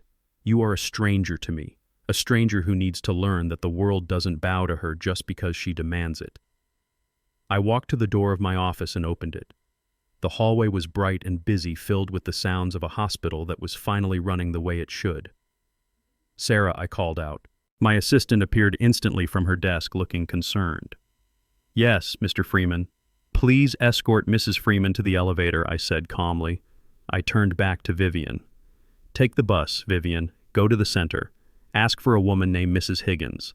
I called her this morning. She is expecting you. She is a tough woman. She won't put up with your airs. But if you work hard, if you keep your head down and your mouth shut, she will help you." Vivian looked at the door. She looked at me. She looked at the crumpled $5 bill in her hand. For a moment I thought she was going to throw it at me. I thought she was going to scream and curse and refuse to leave. But she didn't. She couldn't afford to.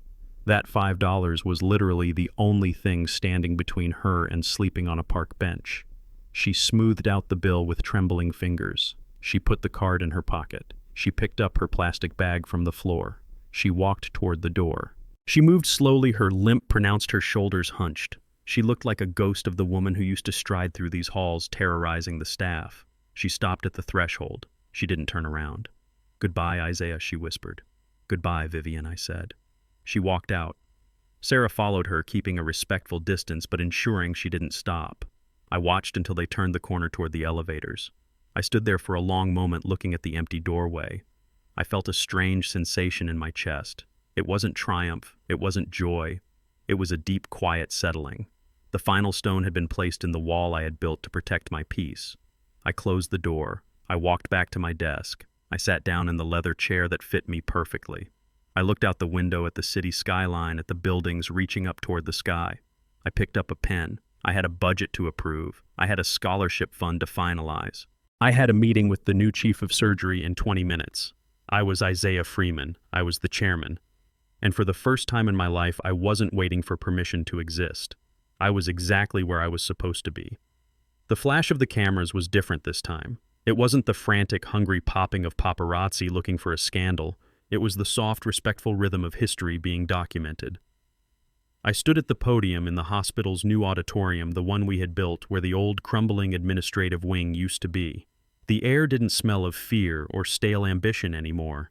It smelled of fresh paint and possibilities. I looked out at the audience.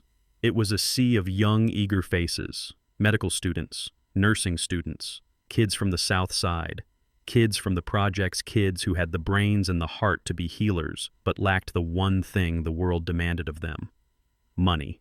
I adjusted the microphone. My hand, once calloused and stained with grease, now rested comfortably on the polished wood. I was 75 years old today. Most men my age were slowing down, fading into the background of their own lives, but I was just getting started. "Welcome," I said, my voice filling the room without effort, "to the inaugural ceremony of the Isaiah Freeman Opportunity Fund." Applause washed over me. It was warm. It was genuine. In the front row, Elena sat wiping a tear from her eye. She wasn't the billionaire owner today. She was just Ellie, the girl who had needed a sandwich and a kind word. I didn't build this fund to create a legacy for myself. I continued when the applause died down. I built it because 30 years ago I met a brilliant young woman who was almost crushed by a system that valued shoes over souls. I built it because I know what it is like to have a dream that is heavier than your wallet. I looked at the 5 young men and women sitting behind me on the stage. The first recipients, they were nervous, they were fidgeting in their new clothes. I saw myself in them, I saw Elena in them. "We are not just giving you tuition," I told them, turning to face them. "We are giving you a promise. We promise that as long as you are willing to do the work, as long as you are willing to treat every patient with the dignity they deserve, whether they are a mayor or a janitor, we will have your back. You will never have to choose between lunch and a textbook. You will never have to sleep in your car. You will never be invisible." One of the students, a young man named David, whose father was a mechanic, looked up at me. His eyes were wide with a mixture of disbelief and gratitude. I knew that look. It was the look of someone realizing that the weight of the world had just been lifted off their shoulders. When the ceremony ended, I didn't rush to a VIP room. I stayed. I shook every hand. I listened to every story. I heard about sick mothers and multiple jobs and the long bus rides in the rain. I saw the hunger in their eyes, not for power, but for a chance. Elena came up to me as the last student left. She linked her arm through mine. "You did good, Zeke," she said softly. "We did good, Ellie," I corrected her. She smiled. "You know, Vivian used to use this room for board meetings. She would lock the doors and scream at the department heads until they cried." I looked around the bright open space. "The ghosts are gone," I said. We opened the windows. We walked out of the auditorium and through the halls of the hospital. It was a different place now. The staff smiled when they saw me, not because they were afraid of me, but because they knew I knew their names. They knew I ate in the cafeteria with them. They knew that when the HVAC system broke down in the pediatric ward last month, I was the one down in the mechanical room at 200 a.m. with the maintenance crew, handing them wrenches and coffee, making sure the heat came back on. I wasn't just a signature on a check. I was present. We took the elevator to the top floor, my office. I walked over to the floor-to-ceiling windows. The sun was setting over Chicago, painting the skyline in hues of gold and violet. The city stretched out before me, a vast, breathing grid of lights and lives. I stood there watching the cars move like blood cells through the arteries of the streets. I thought about the man I used to be, the man who walked with his head down, the man who apologized for taking up space. I thought about the basement. It felt like a lifetime ago, a bad dream I had finally woken up from. Elena stood beside me, silent and companionable. She didn't need to fill the air with chatter. We understood each other in the quiet spaces. "Are you happy, Zeke?" she asked after a long while. I thought about the question. Happiness was a fleeting thing. It came and went like the weather. I am at peace, I said, and I think that is worth more. I thought about Marcus. I had heard he was working at a car wash now. I heard he was learning what it meant to work with his hands. Maybe, just maybe, the hardship would make him into a man. Or maybe it wouldn't. But that wasn't my burden to carry anymore. I had given him life. I couldn't live it for him. I thought about Vivian. I wondered if she had caught the bus today. I wondered if she was learning to respect the broom. I hoped she was. Not for her sake, but for the sake of the soul she had almost lost completely. I looked at my reflection in the glass. The Italian suit was impeccable, but it wasn't what made me stand tall. It was the knowledge that I had walked through the fire and come out unburnt. You know, Ellie, I said, watching the first stars appear above the skyscrapers. For 40 years, I thought I was waiting. I thought I was waiting for Vivian to love me. I thought I was waiting for Marcus to respect me. I thought I was waiting for the world to give me permission to be someone. I turned to her. But I wasn't waiting. I was preparing. I was learning patience. I was learning humility. I was learning how to spot the difference between gold and glitter. Elena squeezed my hand. And now you are the gold standard, she said. I looked back out at the city. I wasn't lonely. I had Elena. I had the students. I had the staff. I had the memory of my parents who would have been so proud to see their name on a scholarship fund. And most importantly, I had myself. I had reclaimed the pieces of Isaiah Freeman that I had allowed to be stolen, and I had put them back together into something stronger than before. I am free, Ellie, I whispered. She nodded. Yes, Mr. Chairman. You are free. I took a deep breath, filling my lungs with the cool air of the penthouse. I wasn't just looking down at the city. I was looking forward. I had work to do. There were systems to fix. There were people to help. There was a life to be lived fully and without apology. The janitor had left the building. The chairman had arrived. And he wasn't going anywhere. We often mistake silence for weakness and patience for stupidity. Isaiah's life teaches us that true dignity isn't found in titles, designer suits, or the validation of others. It is forged in the quiet integrity of one's character. When you devalue the people who sacrifice to build your pedestal, do not be surprised when the foundation crumbles. The world may judge you by what you have, but karma judges you by how you treat those who have nothing. In the end, the only currency that holds its value across a lifetime is how you made others feel when you held the power. We often mistake silence for weakness and patience for stupidity. Isaiah's life teaches us that true dignity isn't found in titles, designer suits, or the validation of others. It is forged in the quiet integrity of one's character. When you devalue the people who sacrificed to build your pedestal, do not be surprised when the foundation crumbles. The world may judge you by what you have, but karma judges you by how you treat those who have nothing. In the end, the only currency that holds its value across a lifetime is how you made others feel when you held the power. If you enjoyed Isaiah's journey from the basement to the boardroom, please hit that like button and subscribe for more stories of justice.